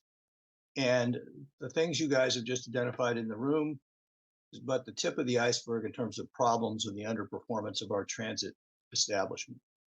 So I'm not going to make detailed comments, but I will send you copies of what I submit to the MTC. The comments are due tomorrow, so I should be able to focus it on local issues and have it to you by next Monday. A lot of the comments made here are very valid. As far as cost goes, we contribute to the county far more money than we get back. And somehow we don't get it in transportation, among other things. And there are a lot of emerging alternatives in terms of automated vehicles and van pools. And that's the kind of thing that is economically justifiable out here, even with a low population. And we don't seem to have that. So I will give you what I hope is some ammunition that you can use. But overall, Kristlyn is right. The transit establishment has a miserable failure when it comes to the Midcoast. and what is not generally known is just how wasteful and expensive it is. Thanks. Thank you, Greg. Dan Haggerty? Yes, hi, can you hear me? Yeah. So Yeah. I've got a little bit of transparency issue right now. Exactly what the heck are we talking about? Because my understanding, the last meeting, which I wanted to make a comment when it was presented after the presentation, I was not able to. Now, I don't even know what we're commenting right now. I honestly do not know what we're commenting on. Because, you know, the previous presentation, I think it had some things related to the Plan Bay Area 2050. And, you know, I fully support, you know, reasonable transportation, but this whole Plan Bay Area 2050, you know, is extremely broad and extremely non-transparent, because in the sense that nobody knows about it. You know, lowering the speed limit to 55 miles an hour and having automated tickets given, and then all lane tolling is part of that. And I think that, you know, a lot of this is um underneath is supporting transportation ahead of the game to support dense housing on the coast side. So you know, coast side is a getaway for the region. They love it the way it is. Um, and you know, it should be, you know, that should be considered. So I really don't know what I should be commenting on right now. I honestly don't. Um, I'm confused because you had somebody that presented, you know, the prior meeting, and now you have these 4 points that you're asking public comment from. I think that this, whatever public comment, needs to be far broader and far greater outreach to include members of the community that have no idea what's going on. So can anybody maybe explain, you know, that maybe I'm misunderstanding? Please let me know what um you know, it was a regional guy that was presenting, as far as I know, last meeting. Correct. That's correct. And the slides are actually posted, Dan, from that last presentation. And That's you're right. fine. That's fine, but who has time to go through all the slides and understand? Um, you know, again, the majority of the community is asleep on this. And, you know, there was an opportunity to make a comment after his presentation. I've forgotten what he said, but, you know, it was not allowed. Public comment was not allowed after. I expected this person to be here tonight and give some kind of a continued presentation, but, you know, so I feel like I'm at a disadvantage, and yeah, I'm a little upset about that. I don't know Okay. what I really don't know what we're talking about. Well, I think what we can do, you know, per Gus's suggestion is to send out the materials and ask for public comments, or link to the materials and ask for public comment in writing. And then we could have Patrick Lister come back in the new year and talk to us more if people think that would be helpful, but of course, that's gonna be past the deadline. Well, the deadline is it was more of a want than a need. So let's forget about the deadline concept. You know, this thing is going to move forward, you know, nobody wants to be under pressure, and nobody wants to feel like, oh shit, I don't have the, I didn't have the time to make my comment. Okay, That's so thank you for that, Dan. We'll think about how to resolve that problem, but we appreciate the feedback. okay. This is- Thank you. This is just a ploy to get us to give our input so they can get that thing on the ballot for the sales tax measure. I don't think so. Okay, because, sometimes they want That's that. an MTC thing, not the. It's what? Chris, do you have something to add? Not Okay. a I cap. apologize, Kimberly. It'd be 30 seconds of what I said. Okay. I forgot the most important thing that I wanted to say. Oh, okay. Key challenges. Apparently, the planning department and I guess the state and ABAG and these other groups have no communication with the transportation department, because the problem that I see is the amount of build and mandated building, and there's no money for the needed infrastructure to go with that building. I point to Cypress Point, where they're gonna build, and then Steve Monwood said 2030 or something will deal with the fact that there's no roads or access or anything like that. So to me, Pacifica is about 10 years away from just being an absolute parking lot with the stuff they're gonna build there. Transportation plan, get Mark Berman, get Josh Becker, get our board of supervisors talking at the state and the county level, because this is nothing that can be solved with some like Midcoast, Half Moon Bay, coast side thing. When we are being mandated to build these massive amount of units, and there's nothing, there's no money, there's no interest, there's no will for the transportation infrastructure. Mark Berman, Josh Becker, you're gonna roll over and have them build those units? Then demand $150 million in transportation money, and let's build out some light rail so those people that are gonna be living here can get to work. I mean, that is key challenge number one. We need some evacuation too. Thank you. We're gonna- Are there any council- other comments for council this? comments? We'll do that next. I don't see any other public comments, so I'm gonna close public comments and bring it back to the council. Do council members have comments? I do. I mean, I'll just say one quick thing in response to what Chris said, which is that in the end, the source of our problems is Sacramento. It's not over the hill. It's up north in Sacramento, and everything flows down from there. If we don't build all the stuff they tell us to build, then they invoke builder's remedy, and then it's worse. Like, I mean, we get screwed either a little or we get screwed a lot. And so I don't want to put too much blame on the county. They could maybe kick and push a little bit more than they do, but in the end, there's nothing they can do. It's just the stuff that's rolling downhill from Sacramento. Well, Scott Wiener's turned out, so. Well, yeah, and he may be in Congress where it'll, He would get my vote. Anyway, so the source of our problems is politics, and we won't solve our problems until we solve the politics. But that's a larger discussion for another day, another venue. Okay, Bonnie? I think we should definitely also emphasize, as it was mentioning, the emergency that, it's been clear from the tsunami that we don't have adequate infrastructure for access. And I'd agree about, there's just,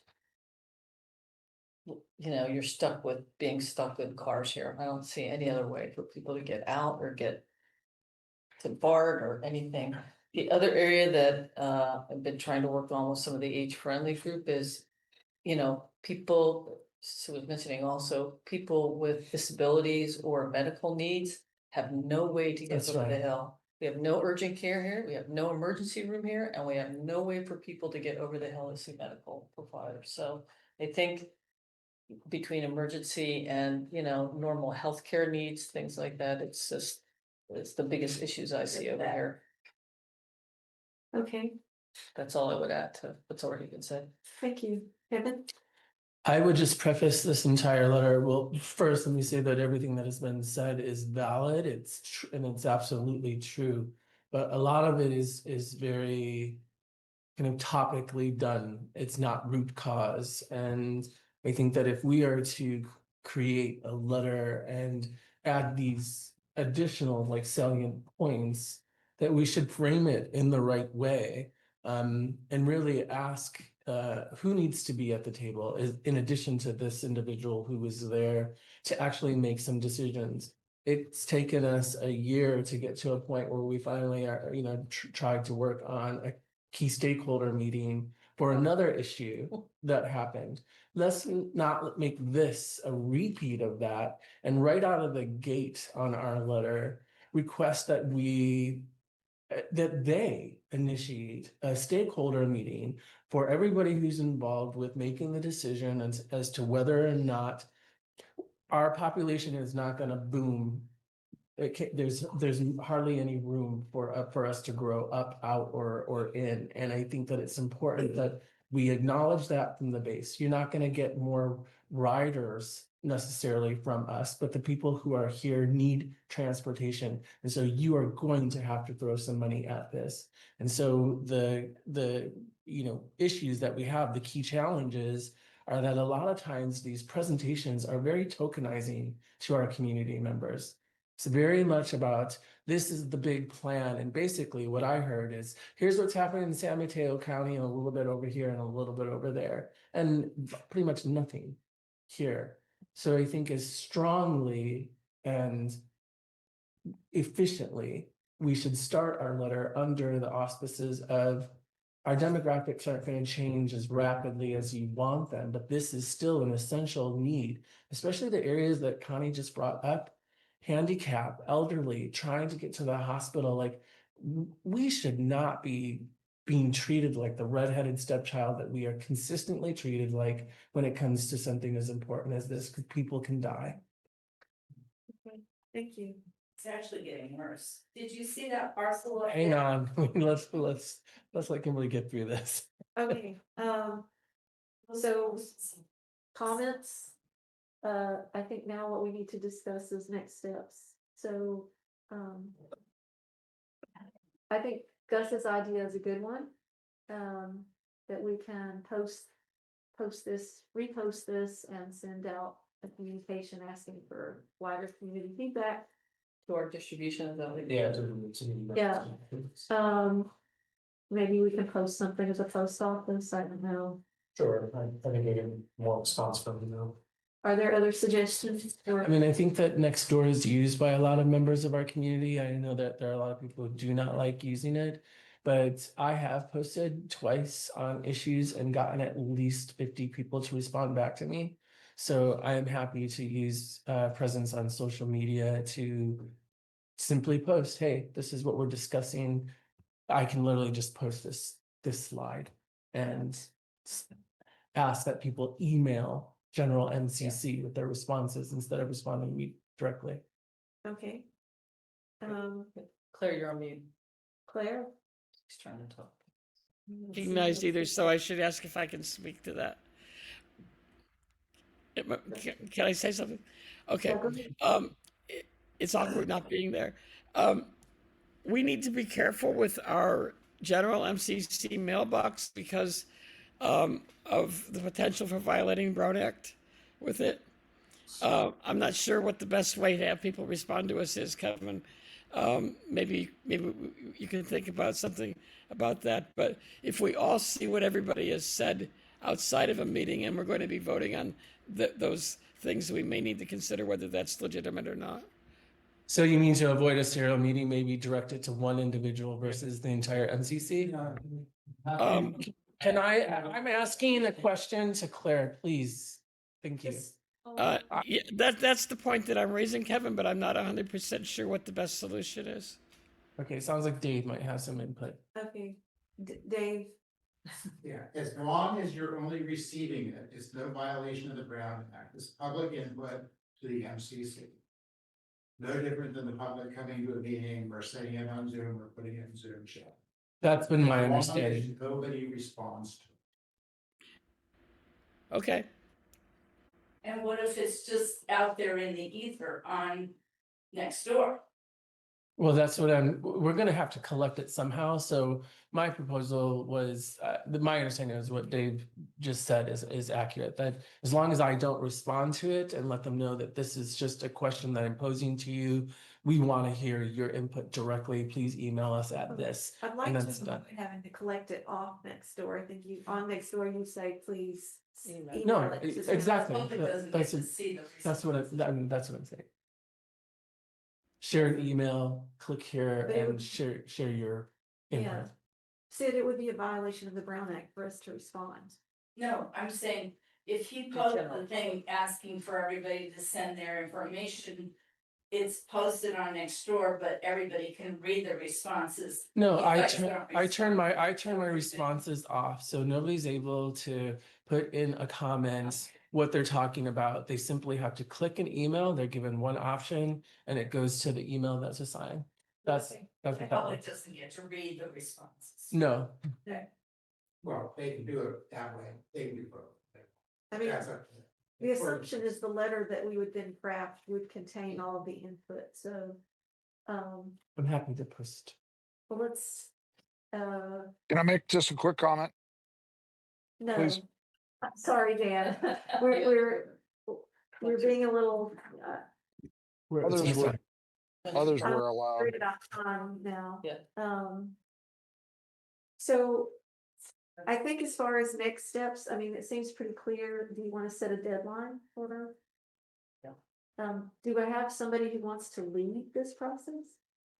Since I have agreed to post for this, I can draft the skeleton of this. I will need the input from the two of you that you've collected in taking notes, but then I can put in the information that's collected additionally and frame the letter. Okay, is there somebody who wants to work on this with you, or? I don't think anybody else needs to work with me, but I can punt it to you, Gus, to just dot my i's and cross my t's. Sounds good. Okay, good. Kevin and Next Gus. door should not be exclusively used, not It's exclusive. not. It's not. Nobody's proposing that. A broader outreach needs to be in place. Agreed. We only had a. Okay, is there anything I missed? No. Sounds like a good plan. Okay, I have a plan. Claire, do you have anything else to add? No, I think it's fine. Okay. Given that, I'd like to move on then to the next topic, which is next steps for stakeholder meeting planning. And I do have an update. Connie, could we take this down so I Sure, can see sure. people? Right. Okay, the county legislative office, actually got back to us this afternoon. And they replied that they approved our request for the facilitator. They reminded us that the processes that we would normally go through the county to, help acquire facilitator candidates. And that, you know, there's a whole process that flows with that in terms of funds and that. So we kind of cut short that process a little, but they're willing to let us go ahead with our facilitator. So, Okay. Connie Juarez Dirrell is going to send us their contract template and their process. We are now beyond the deadline that we set for the facilitator to begin the work. So this pushes it well into January. May I have a comment? Go ahead, Kevin. I didn't mean to cut you off. Well, maybe No, we're done. that's okay. That is what I have to report. So I question the validity of this process. I realize that we voted on this, but I think the Harbor District has pretty much said what they want to say as it pertains to this, and I don't think that they have responded or RSVP'd to this, and I think that sends a very clear signal across the bow that the investment in resources for this, at the end of the day, we may not end up with all of the key stakeholders. And I would propose that instead of moving forward and hiring somebody, even if we're late, if we're not going to have all of the key stakeholders there, it's for naught. And I mentioned this to you that I had the sense that that was going to be the issue with the Harbor District. And if they don't want to participate, if they don't want to share additional information other than what's already been shared, that's their prerogative. And us spending $5,000 at the end of the day, is it going to meet the ask? And I really question that. And I think that we should really take pause and ask ourselves,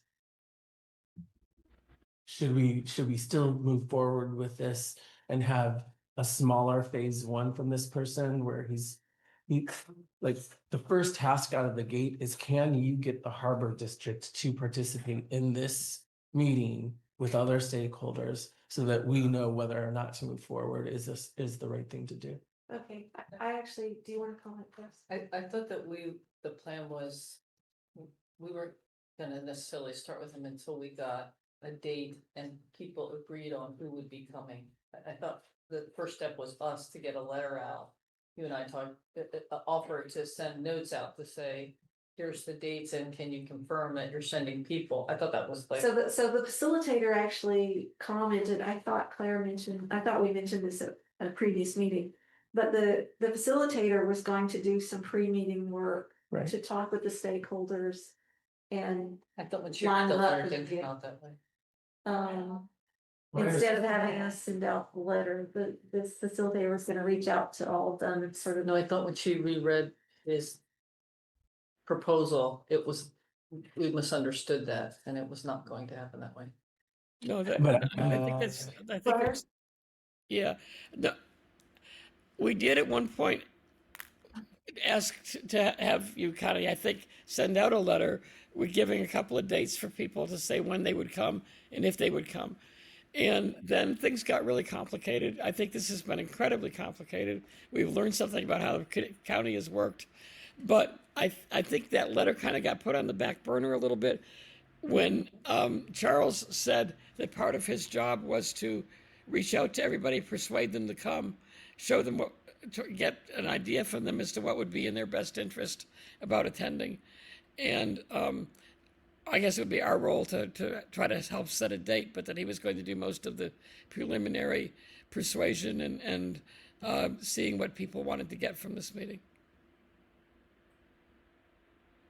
That's also my understanding. Okay, that was not what I understood you read from the proposal from him. Do you have the document that shows what he proposed? Who has the document? I think Chris got it and it would have been sent to Claire. Claire, do you have the letter? I can look for it. It would probably take me a few minutes. That was also my understanding, is that he was going to do some preemptive work. I thought that's what we thought, and then she read it and we said that that he's not going to do interviews in advance. Because I think that was just the opposite. I think Chris was, I'll try to find it while I'm talking, but Chris had thought that we were paying him extra for doing some follow-up work. And then when I read his letter, we were actually paying him extra to do preliminary work. And my computer, given the internet connectivity here in Moss Beach, is very, very slow and doesn't even want to acknowledge that I have an MCC email account. I can't bring it up right now. I'm sorry, I'm looking for it as well. Yeah, because when we had the discussion and he said he was going to interview initially, we said, well, then we should get feedback from him at that point before we went further. Doing anything more. And then Claire read the letter. That's not the way he wrote it. It was facilitating and then the follow-up after. When we read the proposal. Can't find the proposal. I know it's here. Okay, somewhere. I've almost got it. But you're right, if people aren't gonna participate, I actually disagree with that part because I don't think we should be looking to the Harbor District to be the key player. I'm not saying they weren't, Just one. but there's two of us, even now saying that's. It should be a reason for us to pause spending $5,000 if at the end of the game, the outcome that is desired is never gonna be met. I think in our last discussion, when we decided to go forward with this, the whole point was that we would gather all of the stakeholders, that the Harbor District is just one amongst many. And that the whole point of it was to start a dialogue about multi-jurisdictional collaboration and communication. But you have to admit, the Harbor District. I do have the letter. Okay, Claire, are you able to post it on the? Oh, that's probably beyond what I can do right now. I can read it again. Just read it. Okay, it's just your voice sounds painful. Yeah, you'll be able to read it later. $3,000 to include a 2 to 3 hour interview agenda planning call with the three of you, draft the final agenda, meeting attendance and facilitation, summary notes and recommendations.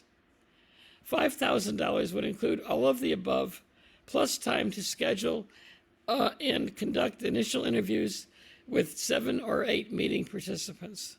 Oh, where's that though? Okay. Okay.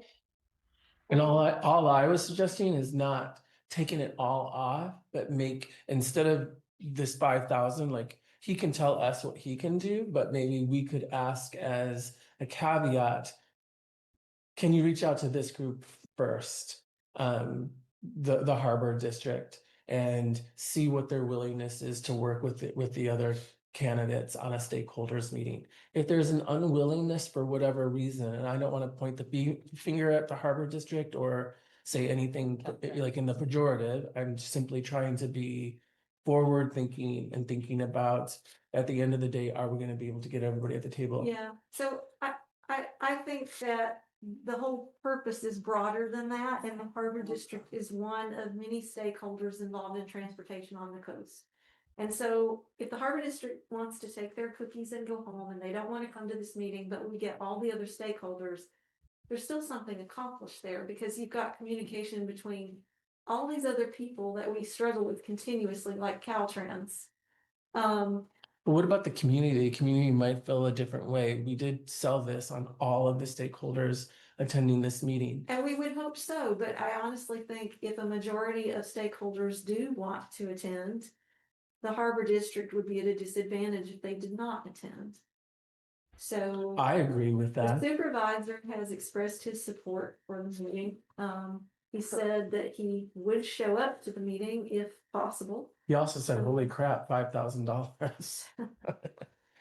But can I ask, where would you draw the line when you say the majority? So if two group doesn't come, do we still go? If the 5 or 7 don't come, then we still go? Like, well, I think. I mean, it's obviously, like if they're not, if we're not gonna get. if we get no response, then no, there's no meeting. But that's what But she's trying to quantify it. Where is the line that we're cutting off? Is it 2? Is it 3? Is there a point of re-engaging the community in a conversation about, okay, guys, we've done 4 out of 7. 7 or 8. To violating the Brown Act. yes, You're discussing contract that you previously voted upon. If you want to change that contract, you need an agenda item to change the contract.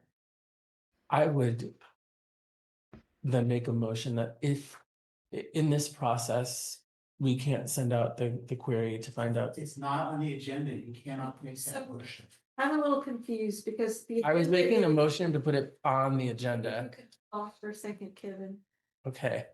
This was supposed to be about next steps for stakeholder meeting planning, which includes the contract. So we have to explicitly state that we're going to talk about the contract. And forgive my ignorance here, but just next steps. But we agenda item is the council will continue planning for a collaborative multi-stakeholder meeting on Midcoast parking issues. It says nothing about the contract. Okay, well, and we're not voting on the contract. You cannot discuss it under this agenda item. It's a Okay. violation of the Brown Act. I see. Okay, so we cannot discuss the contract. That's a learning opportunity, sorry. In which case, I don't think there's anything else we can do on this agenda. I gave a next step. My next step was to find out who's gonna come. And instead of having just two items that he's going to do. But we can't do that before we have the facilitator in place. Understood. Asking like what he can do minimally as a new first step to see who's going to be able to come to the I table. think he already stated that. No, he doesn't know that because he hasn't done the preemptive work. But we have to have the contract in place before he can do the work. Or we can. That's the whole. The contract is an element of planning for the meeting. Correct? Correct. We could go back to our original plan. It's perfectly legitimate to discuss how you're going to implement the contract. It is not okay to discuss canceling or changing the contract. Right. Okay. So we could also go back to our initial plan, which was to have the letter reaching out to the stakeholders from the group or the MCC to say, will you attend and how many places do you need? Because we talked about some people may want to be 3, some people may be 2, and then Scott was gonna determine what. But that undermines the facilitator's ability to reach out. See, the key point is when the facilitator reaches out, that's a different kind of connection, right? Yeah. And so for us just sending a letter, it's very easy for somebody to say, oh, no, or yes, it's not the same thing. The facilitator actually makes the case for the meeting in a way that you can't do in a letter. So I thought when we voted before that this is the way we were going to proceed forward. I'm a little nervous that we don't have everybody in the room and now suddenly we're rethinking what we've spent several meetings getting to. Understood. Yeah, okay. So at this point, I would suggest that given. Move forward with the contract. Well, we can't move forward with the contract, so I would suggest that we agendize it for the first meeting in January. Don't we have other items that have already been agendized? We did vote for the contract. We did vote for it. We did vote to pass it and spend that money. But it sounded like you were casting doubt on whether to proceed with that. You're saying that we shouldn't do that, and what I was saying is that if all the key stakeholders aren't there, is there a point in which we need to renegotiate a contract? That's what I was saying. Okay. Nothing else. 2 steps. There's 2 steps, exactly. do the initial assessment and then wait. Exactly, right. Yeah. Which we did talk about. Claire? I have mixed feelings about some of these things that are being brought up. I partially agree with Kevin, but mostly I keep thinking about what Gus said at one point, which was even if we don't end up really influencing in a really concrete way the decisions that are made, setting a precedent of having a value that that everybody involved should talk to each other, or at least as many people as possible should talk to each other, and that should be the norm for how we solve problems, is worthwhile in itself. So I still really kind of remind myself of Gus saying that because it makes sense to me. One of the things we've tried to do, though, here was something that's very, very difficult, which is we have not had a committee working on this because it's been so complicated and there's been so many pieces to it. And we've tried to do everything in the open with the entire council doing everything. And I think that that's a really hard thing to do. And I'm not sure if we should continue to use that approach or if we should have a committee who puts this together, or if that loses something in the way of transparency.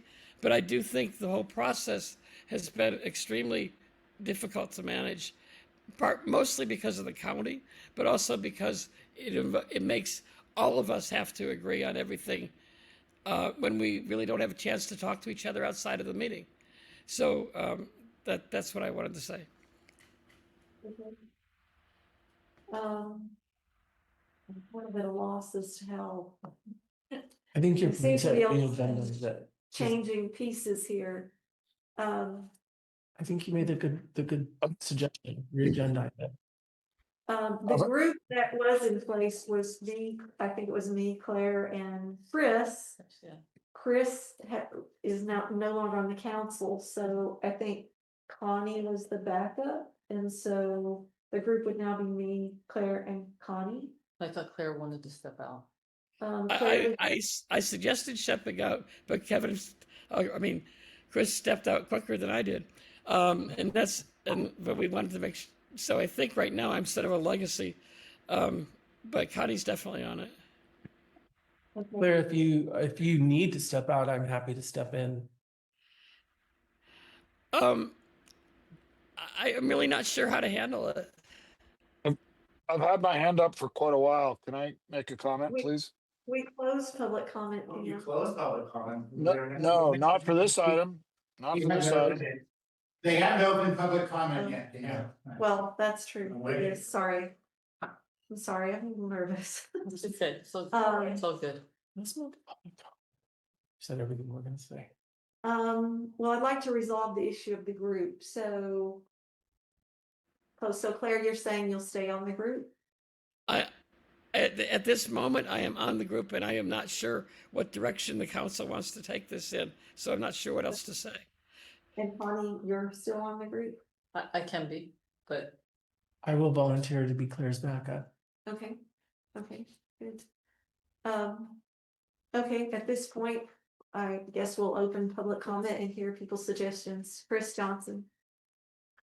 Okay, I'm sorry, I'm dragging my wet blanket with me because I made this comment before a couple of months ago. Quoting one of my favorite movies, Office Space, when the boss Gary Cole is pulled into the two Bob's efficiency experts and they ask him, so how many hours a day do you spend on these TPS reports? MCC, how much time has been spent on this? I really think if you're gonna agendize on January, you consider again, what is your desired outcome from this meeting? I hear raised visibility for the MCC, but beyond that, I cannot grasp the concrete benefit of this. And I feel that the risk for the MCC outweighs it. You are walking yourself towards a face plant. The Harbor District, the main stakeholder that you would need at this meeting to discuss parking on the coast side as they're talking about building these parking lots, has essentially given you the middle finger. Jim Pruitt said, we said all we're gonna say, we're not, he literally said, we're not going to that meeting. That's right. you did. Yes, He did. He did. So that's one stakeholder. This is what I'm saying, you're walking towards a face plant here when somebody else doesn't come and somebody else doesn't come, and it's the MCC who's not even running the meeting, who's paying thousands of dollars to get a surrogate to come in and run the meeting for them. If you want to raise the visibility of the MCC, you use the power and the charisma of the chair or one of the members to go to the strongest office holder for the co-side, Ray Mueller, and you say, Ray, you run this meeting. You get these stakeholders together, because Ray might have the power to do it, but some facilitator who is unknown to most of the coast side probably, and these agencies, has already failed with the Harbor District. The one agency that I would be interested in, like, yeah, let's hear what you have, let's hash it out with these other jurisdictions, has already said, we ain't coming. So I just again ask, what is the desired outcome of this, and the amount of time that's being spent on it? It's going to go the opposite way of what we're trying to do, or what you're trying to do with this meeting. You talked in a couple meetings ago about having it off the coast side or someplace else, giving away any power or any influence that MCC might gain from this exercise. Now you've got a facilitator. What what benefit is this for the MCC? And the last thing I'll say, which I said at the other meeting, is you don't think these agencies are already talking? They've cut you out of it intentionally. They are talking. That I guarantee you the Harbor District, Caltrans, and the other agencies have been talking about this parking lot and this crosswalk. They cannot not have talked about having a crosswalk there. They're talking about it. They're leaving you out of it. So I just, please reconsider, put it on the agenda for January, and maybe as not only the contract, but reconsider whether this is a good idea. In theory, yes, but you need to have a more desired outcome, and the MCC needs to be the facilitator. This is our meeting. We're bringing you here. This is what we want from this. And that's not what I'm hearing about from this meeting, especially when we're talking about a facilitator. Thank you. Thank you, Chris. Dan? Yes, hey, I love you, Chris. But I'm gonna disagree with a couple of things you said. Yeah, early on, I did, this whole idea was initiated by me and a group of community members asking Ray Mueller to have a county led master plan of the whole Surfers Beach, corridor area between Capistrano and Coronado. And yeah, there should be a discussion. Now, since then, I really do like all of the work, and I know a lot of work, a lot of meetings, a lot of discussions, a lot of agenda items, but I really fully support the MCC's involvement in trying to get this together, trying to get this conversation started, and with the element of the community being involved, the MCC being involved. I will say that Jim Pruitt has said several things, and then things change as time ticks. So if he doesn't want to participate, it's his duty, should. But that's up to him. It's up to the Harbor District, right? Regardless, the community sees an enormous impact coming up in the future based on what has already been planned, et cetera. It's nothing's been finalized as far as I see. There's been a lot of misinformation passed around. I want to focus that on the staff report from the bike lane appeal from the Coastal Commission. Staff report clearly said, figure out a way to you have to add a parking area or widen the shoulder as necessary. And I think that if a car is off the road by 4 feet, and yes, you're not able to do that everywhere unless you have certain grading, and some grading may be appropriate, but you want to minimize any disturbance to the existing the scenery, etc. But so I fully support moving forward with this planning, and don't let anybody discourage you. Yes, it's difficult. It's a big, yes, not everybody on the outside wants to participate, but by duty this should be done. And people, the all agencies should be talking to each other, and the community through the MCC is asking that they do so, and that's a good thing. We'll see what happens. I will add that as a parallel, I think that should be an agenda item coming up next year. call it community suggestions. You know, what makes sense? We are the community that lives here. We know this area. Visitors, they just show up, right? They don't know the area. They just show up and they want to go to a restaurant, and that's fine. Support restaurants. Dan, can But you wrap it up? okay. But you know, what happens to the community? And you know, again, visitors, they don't know what they're going to lose. We know, the community knows. So the community should have, and I think that there should be an agenda item, kind of like a parallel thing where the community can, you know, we can make suggestions about, you know, reasonable, sensible, smarter solutions to Okay. the problems that have been raised. That's all. Thank you. Thank you, Dan. Steve Terry. Yeah, hey, Steve Terry, El Granada. I just want to tack on a little bit of a thing here too, is that Dan talked about going to speak to the supervisor.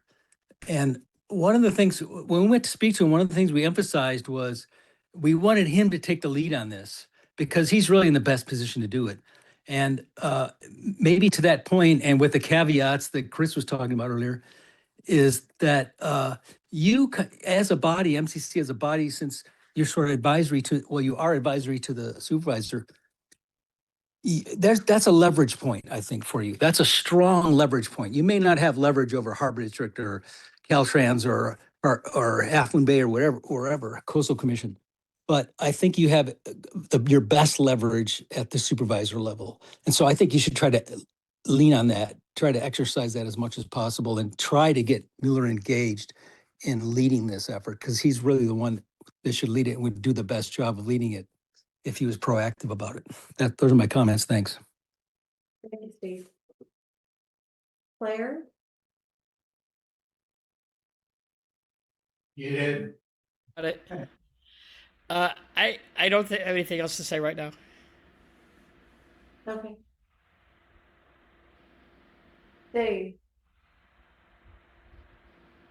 So I strongly disagree with Chris. This process needs to go forward. How much you have the facilitator do, and how much you on the council do, and how much Ray does and his staff remains to be negotiated. You absolutely need this process. The Harbor Commission doesn't want to come, too bad. The Coastal Commission, as Dan said, has mandated Caltrans replace those parking places. Either they do not do the job that they plan to do, or they replace the parking places. And now they don't have to do a 1-for-1. There's can be a compromise. They can do what was in the CTMP and Caltrans negotiated of parking over there on the side, diagonal parking like there is down at Bonnie Doon Road. There are other solutions, but this is not a dead issue. It was always weird that the Harbor District was leading it. If they don't want to be involved, that's their privilege. But the MCC absolutely needs to be involved in this parking issue. If anybody in the community believes there's conspiracy and people are talking behind closed doors, Freedom of Information Act is your friend. Go act. Don't complain to the MCC about it. The MCC cannot do anything about that. But the meeting should go forward. And how much you have your other contract folks do is a separate issue. You do need to figure that out. You absolutely need to have Ray involved, and the facilitator needs to be able to ask Ray through his staff to lean on anybody who doesn't want to participate or simply isn't responding.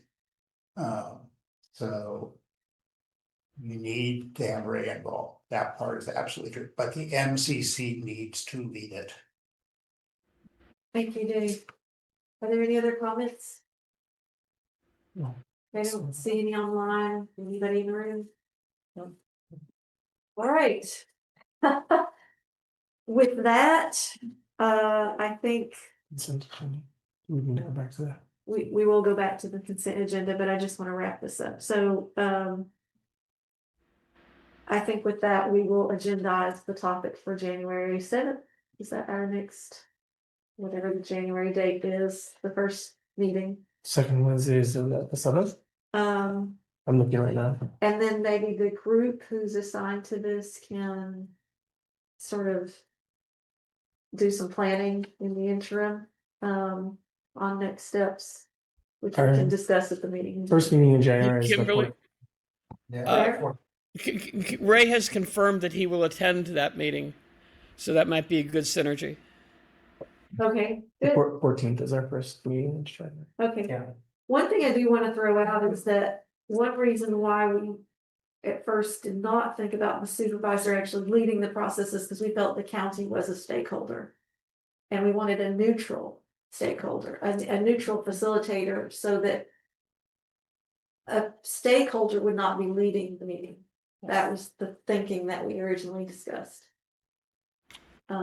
I've shifted my thinking on it, especially as Ray has much more power to lean on different organizations than us, as has been echoed in this room. I think getting all of the stakeholders to the table is paramount, and I would say yes to having Ray do some preemptive work. I mean, at the end of the day, people aren't gonna show up because they were leaned on. They're gonna show up because there's something in it for them. There's a benefit to showing up. Ray is I think the best person to provide whether it's a benefit or leaning on them, that thing. So If I could add something to that, we have talked with Ray about this, and he, for various reasons, does not seem to want to take a very active role in anything regarding this parking stuff. We can discuss this with him further when he comes to our meeting in January, but having him take the role of contacting everybody as the initial or only outreach to them, I think might be something he may not want to do, and it may not be that effective. As I think Kevin was just saying, there's two different ways of reaching out to these people. One is persuasively and seeing what would be in their interest, and the other is, quote, leaning on them. We could do both. Okay. When I said the MCC needs to lead this process, I meant making the meeting happen, not leading the meeting. I think Claire makes a very good point in that if it was through persuasion, finding us as the council, finding out what the cherry is per se, to use as persuasion and the kind of kinder realm that I'm imagining Claire is referring to, then I think that we should do that at the January meeting. Okay, well, I think we have a direction now. Are there anything else from council members? No. What should we do about Charles? Put him on hold. Well, I thought what I heard is that to go ahead with the county's process and get it in motion, is that not? So that would mean we would go ahead and I guess get all their stuff from them and then talk about the contract in January. Okay. And they're not gonna do it for January, the county. I mean, Send the template. so yeah. Okay. Are we in agreement? Yeah. Yeah. So I'm sorry, I heard three different things about what we're gonna have.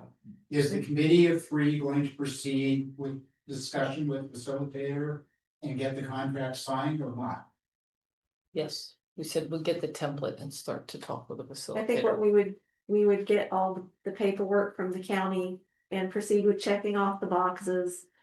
And then the actual contract, You may not like that contract. You don't know. We have to get the template from the county to him. right? Well, there will be a contract, so I'm asking, is the committee working on getting the contract? Yes, they're doing the Yeah. preemptive work to do it. Thank you. That was my understanding, unless anyone objects. Yes, that That's what was we not just said. clear from what anybody just said. Oh, Okay. I got that. Okay, so I think we're clear. Yep. We're clear. Okay, moving on. At this juncture, the consent items. So the first one was, D. No, it was, no, it was C, the Or C. community pool initiative. Or half no, of it was D. Well, It doesn't matter. So I was just going in order, Yeah. but Actually, you have to leave, so you have to leave at 10. But you have to leave at 10. Okay, So so let's just, So we'll go this ahead is with fine. D. Is that a problem? Well, does the letter exist? No, No. No, Then no need to discuss. okay. I was just gonna make a move to just strike this from the agenda and upcoming agendas as it's no longer relevant.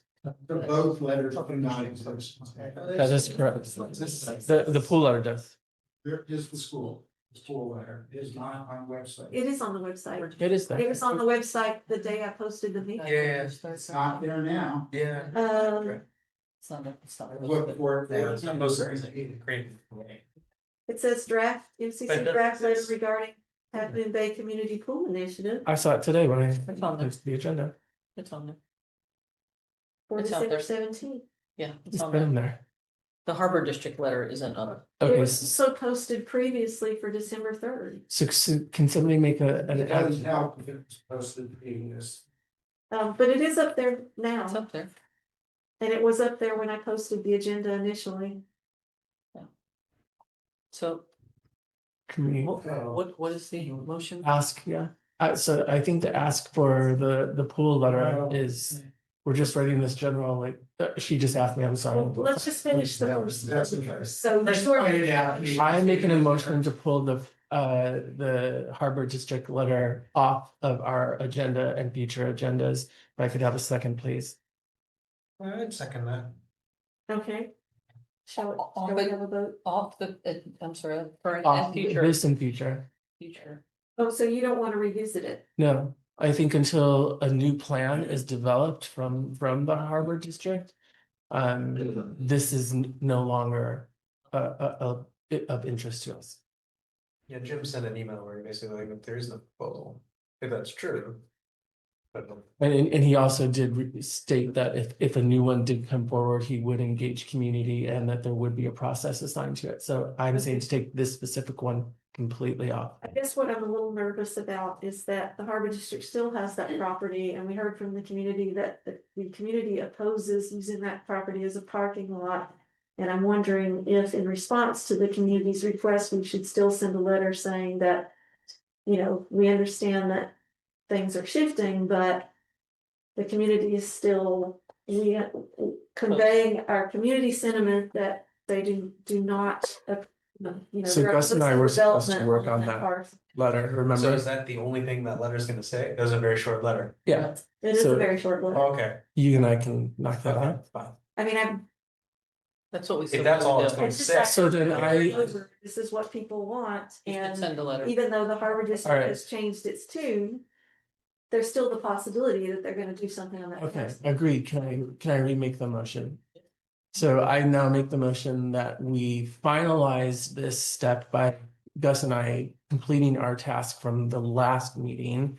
Where we write a letter, informing them of what you just advised. And that we are taking this, off our agenda for now, off of our agenda, but please keep us apprised of future projects as they may arise.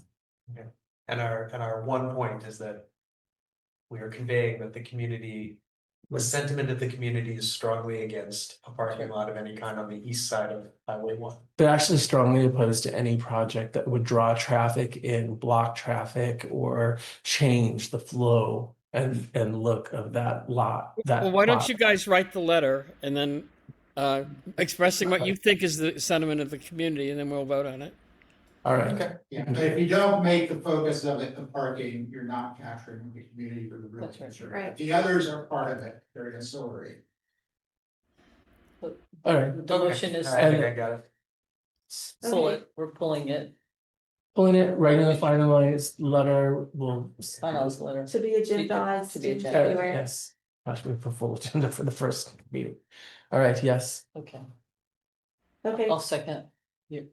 Yeah, the motion, aye, I'll yes. second. All right, we'll do the vote. Claire, Yeah, Gus, Yes. Kimberly, yes. Kevin, yes. Sunny, yes. Okay. Okay, moving on Wait, to you still didn't do anything with the swimming pool letter. No, We're, that's what- we're moving on to it. the next item is the swimming pool letter. So, swimming pool letter was posted. Did folks read it? I did. I did not. Do we wanna hear from the council first and then take public comment, or do you want me to jump to public comment and then? Can I say something about what I tried to convey in the letter because I wrote it? Yeah.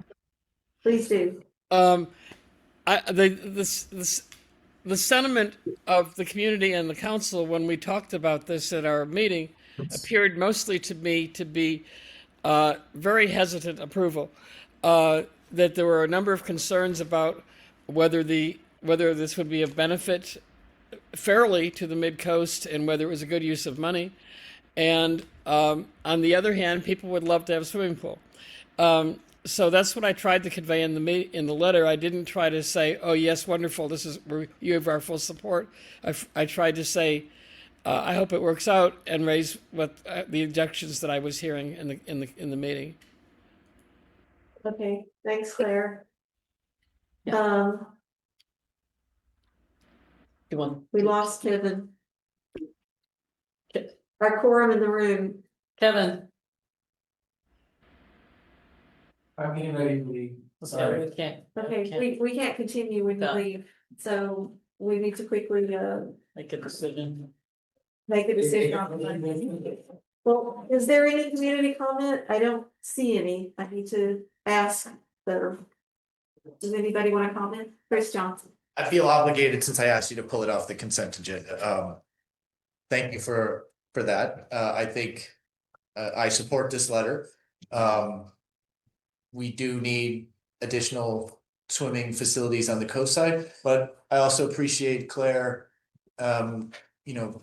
pointing out that it seems like all the resources go within Half Moon Bay city limits, the library and everything else. And, there be some equity for the Midcoast on this. And so I appreciate that she raised that point.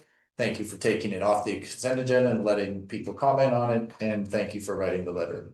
Thank you, Chris. Are there any other public comments? Dan Haggerty. Yes, I guess I just have a question. I wasn't really clear on how the funding, will it relate to increase of property taxes? Not sure. So that's an element that the broad community might be interested in. I can answer that if you want. Please. Yeah, sure. Okay. They're asking for funding from the county general fund, and they're also asking for people in Half Moon Bay to donate money to the Friends of the Half Moon Bay Parks and Recreation. Which troubles me a little bit because that's extra power in Half Moon Bay.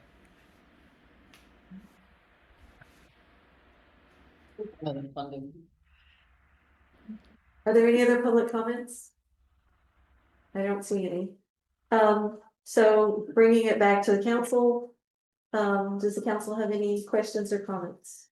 I just think that Claire brought up she responded to two important issues, and I wonder, Claire, if it's possible to add those to the letter, especially the thing about Half Moon Bay and their participation in this, but also the pertinence to the unincorporated coast side as a whole. I thought that I included that at least in broad strokes. If you would like to make an amendment to it, I'm open to that. Okay. I will. I did too. Okay. Okay, do we have a motion to approve the letter? I've moved to approve it. Is there a second? Or do you want? I Do you want to change the letter? No, Oh, I second. I just want to make sure those were in there. oh, yeah. So I'll Okay. second. Okay. Okay, Connie? Claire? Yes. Yes. Yes. Connie, yes. Kimberly, yes. Yes. Yes, okay. Okay, letter approved. So that brings us to council activity. I know that you have to leave. Steve so- just texted me and said I'm fine. for Oh, okay, A little bit. okay. Council activities, do people have a report? Yes? Thank you, MCC. Thank you. Congratulations for office holders. Congratulations. We're off to a shaky start. Connie? I attended the Coastside Emergency Action Plan meeting again, beginning of the month. And just there wasn't anything major to report. People gave updates in terms of the work they're doing to try to get additional resources for emergency response type stuff. So we'll just continue to go to see if there's anything new coming up from that. But they just talked about some of the training that's ongoing and certifications that are ongoing that they're trying to push out for the community. So that was it. Okay, thank you. For me, so I just happen to know the Community Benefits Regional Director and the senior granting individual at Kaiser, and they reached out and asked if Connie and I would sit in on a meeting and talk about very loosely, nothing that we're working on, just where the gaps are in terms of service provision and how they might be of more assistance to the unincorporated coastside as they are making loose plans to try to expand and incorporate more services here. Okay, So we're gonna try to work on something in January. okay, great. Claire? Nothing to add right now. Okay, I have a couple of things to report. I'm told that the Seal Cove report was released this week. I haven't had a chance to read it. I don't else has, but I wanted to bring it to your attention. Great. The Caltrans report was released 2 weeks ago. Also a very interesting report. It's posted on the MCC website. Would call that to your attention and hope that folks will take a look at it. It presents 2 options for what to do with Highway 1 at Surfers Beach. And we hope to agendize that in the new year. The other thing I have to report is that I attended a meeting this week with the U.S. Army Corps of Engineers and the Harbor District and some other stakeholders who were there. And it was a very interesting meeting. There will be others, and I think Claire and Scott attended the first meeting. The discussion was about sort of the future of how to deal with erosion in the harbor and what the U.S. Army Corps, might come up with in terms of remedies. There's nothing concrete to report out yet, but it was an interesting discussion. And I did stand up and say that I would appreciate the MCC continuing to be involved in these meetings. There were people that came up to me and expressed that they would like to see us at more of these meetings. What meeting was it?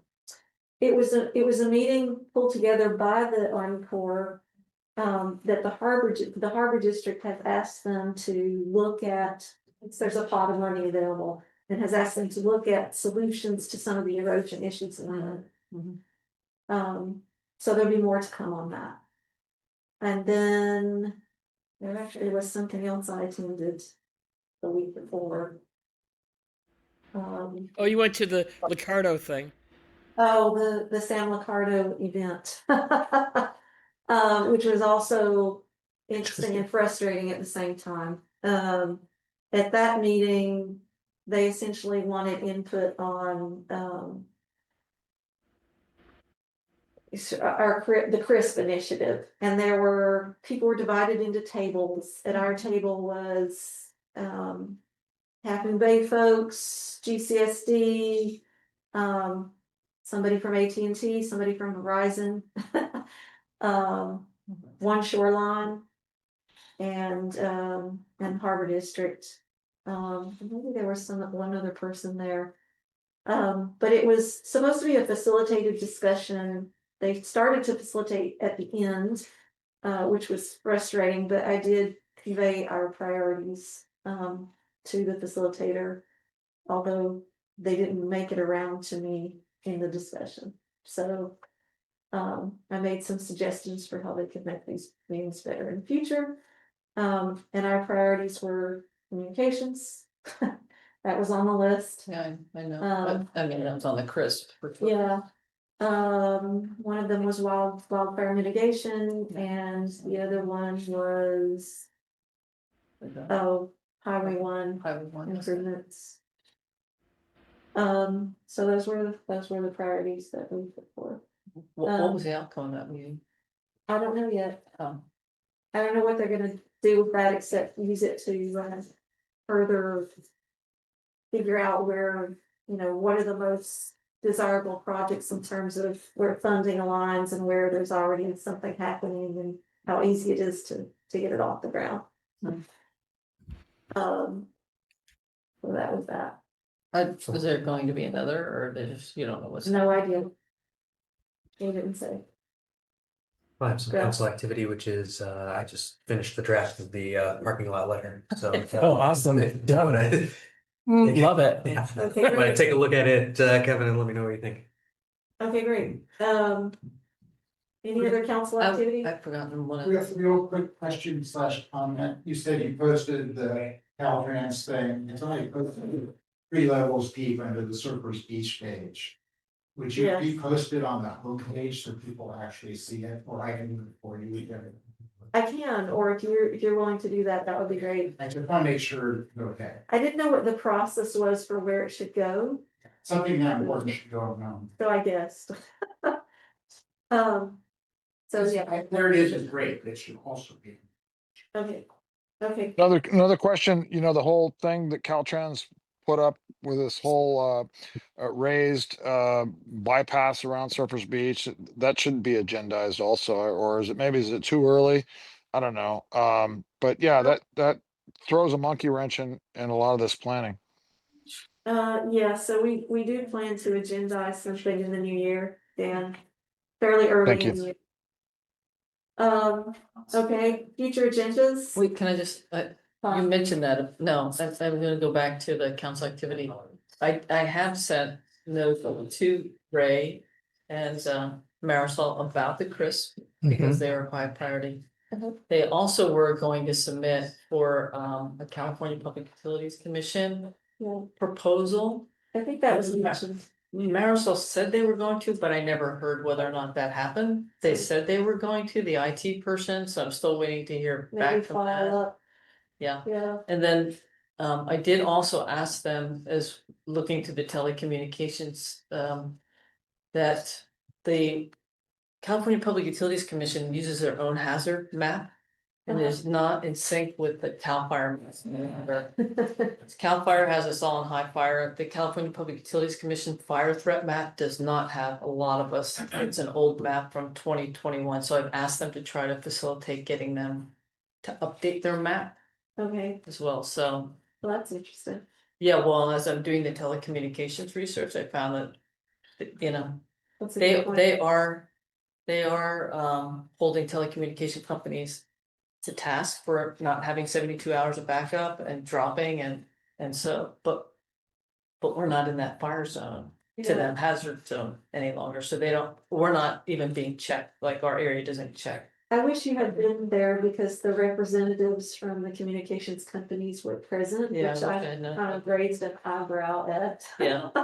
But and at one point, one of the AT&T guy was actually doing some facilitating, which I thought was inappropriate, but. They do get fined and they are monitoring a lot more down to Santa Cruz and stuff, but our area is not monitored. Okay, well, I think I just learned of the meeting like last minute and decided, I can make this work, so I went. Oh, that's great. I'm glad somebody went. I think it would be good. Who's good If somebody they went? do it again, it would be good for you. Well, to I think go. as we talk about those next year, the groupings, we talked about, we could work on what major priorities that's. So we're gonna pivot back to next agendas, Yeah. is that right? So future agendas, So. we had a request for the Ladris emergency planning software for somebody to come and explain that and talk about how it would be used. I would just like to ask that before we get into presentations and requests, that we do two, I think, fairly simple things. I would love to hear council members in support of this. I would like for our mandates to be made very clear, for it to be whether you pull it from the website where it exists. I think Anna's original mandate is still there. I have my email from Lisa Ketchum. We have never once in one meeting gotten to a place where we have agreed that this group works in tandem or in support of the Board of Supervisors. There have been people who have said flat out, no, I don't think that that is the case. That is very confusing because that is my understanding. And every time I've met with Ray, that has been his understanding. So if it's not, I would simply like the mandate to be made clear so that we have an understanding. And I would also like everything that went onto our business agenda at the beginning of last year to be revisited and for things to be removed if no longer relevant. And for the areas that we are continuing to focus on and have evolved, or if there are any updates to be updated on that plan so that that is a living document in essence. I think that that's what Claire had planned. Claire had planned to look at all of the items that we started with at the beginning of the year and talk about what we accomplished this year at this meeting, but because we canceled the meetings, the last meeting, that didn't happen. And so it's definitely something that we will do, you know, at one of the first two meetings in June. And the mandate, just what are related, I have to tell you, I get asked by my neighbors, by people who email me, who respond to posts, what does the MCC do? Like, really, what is your role? Are you changing anything? Are you writing a letter? Are you getting signatures? Genuinely, there's a concern because there have been so many different things said about what the mandate is. You are the new elected chair. I would ask of you to get that clearly like written out and read, stated, and part of our agenda so that it is no longer vague, ambiguous, one person's idea or another, etc. We are a community advisory council to the I'm county. sorry, I'm not addressing the question to you. I'm putting it on a future agenda item. Well, it's, I'm sorry. The retreat. For the retreat.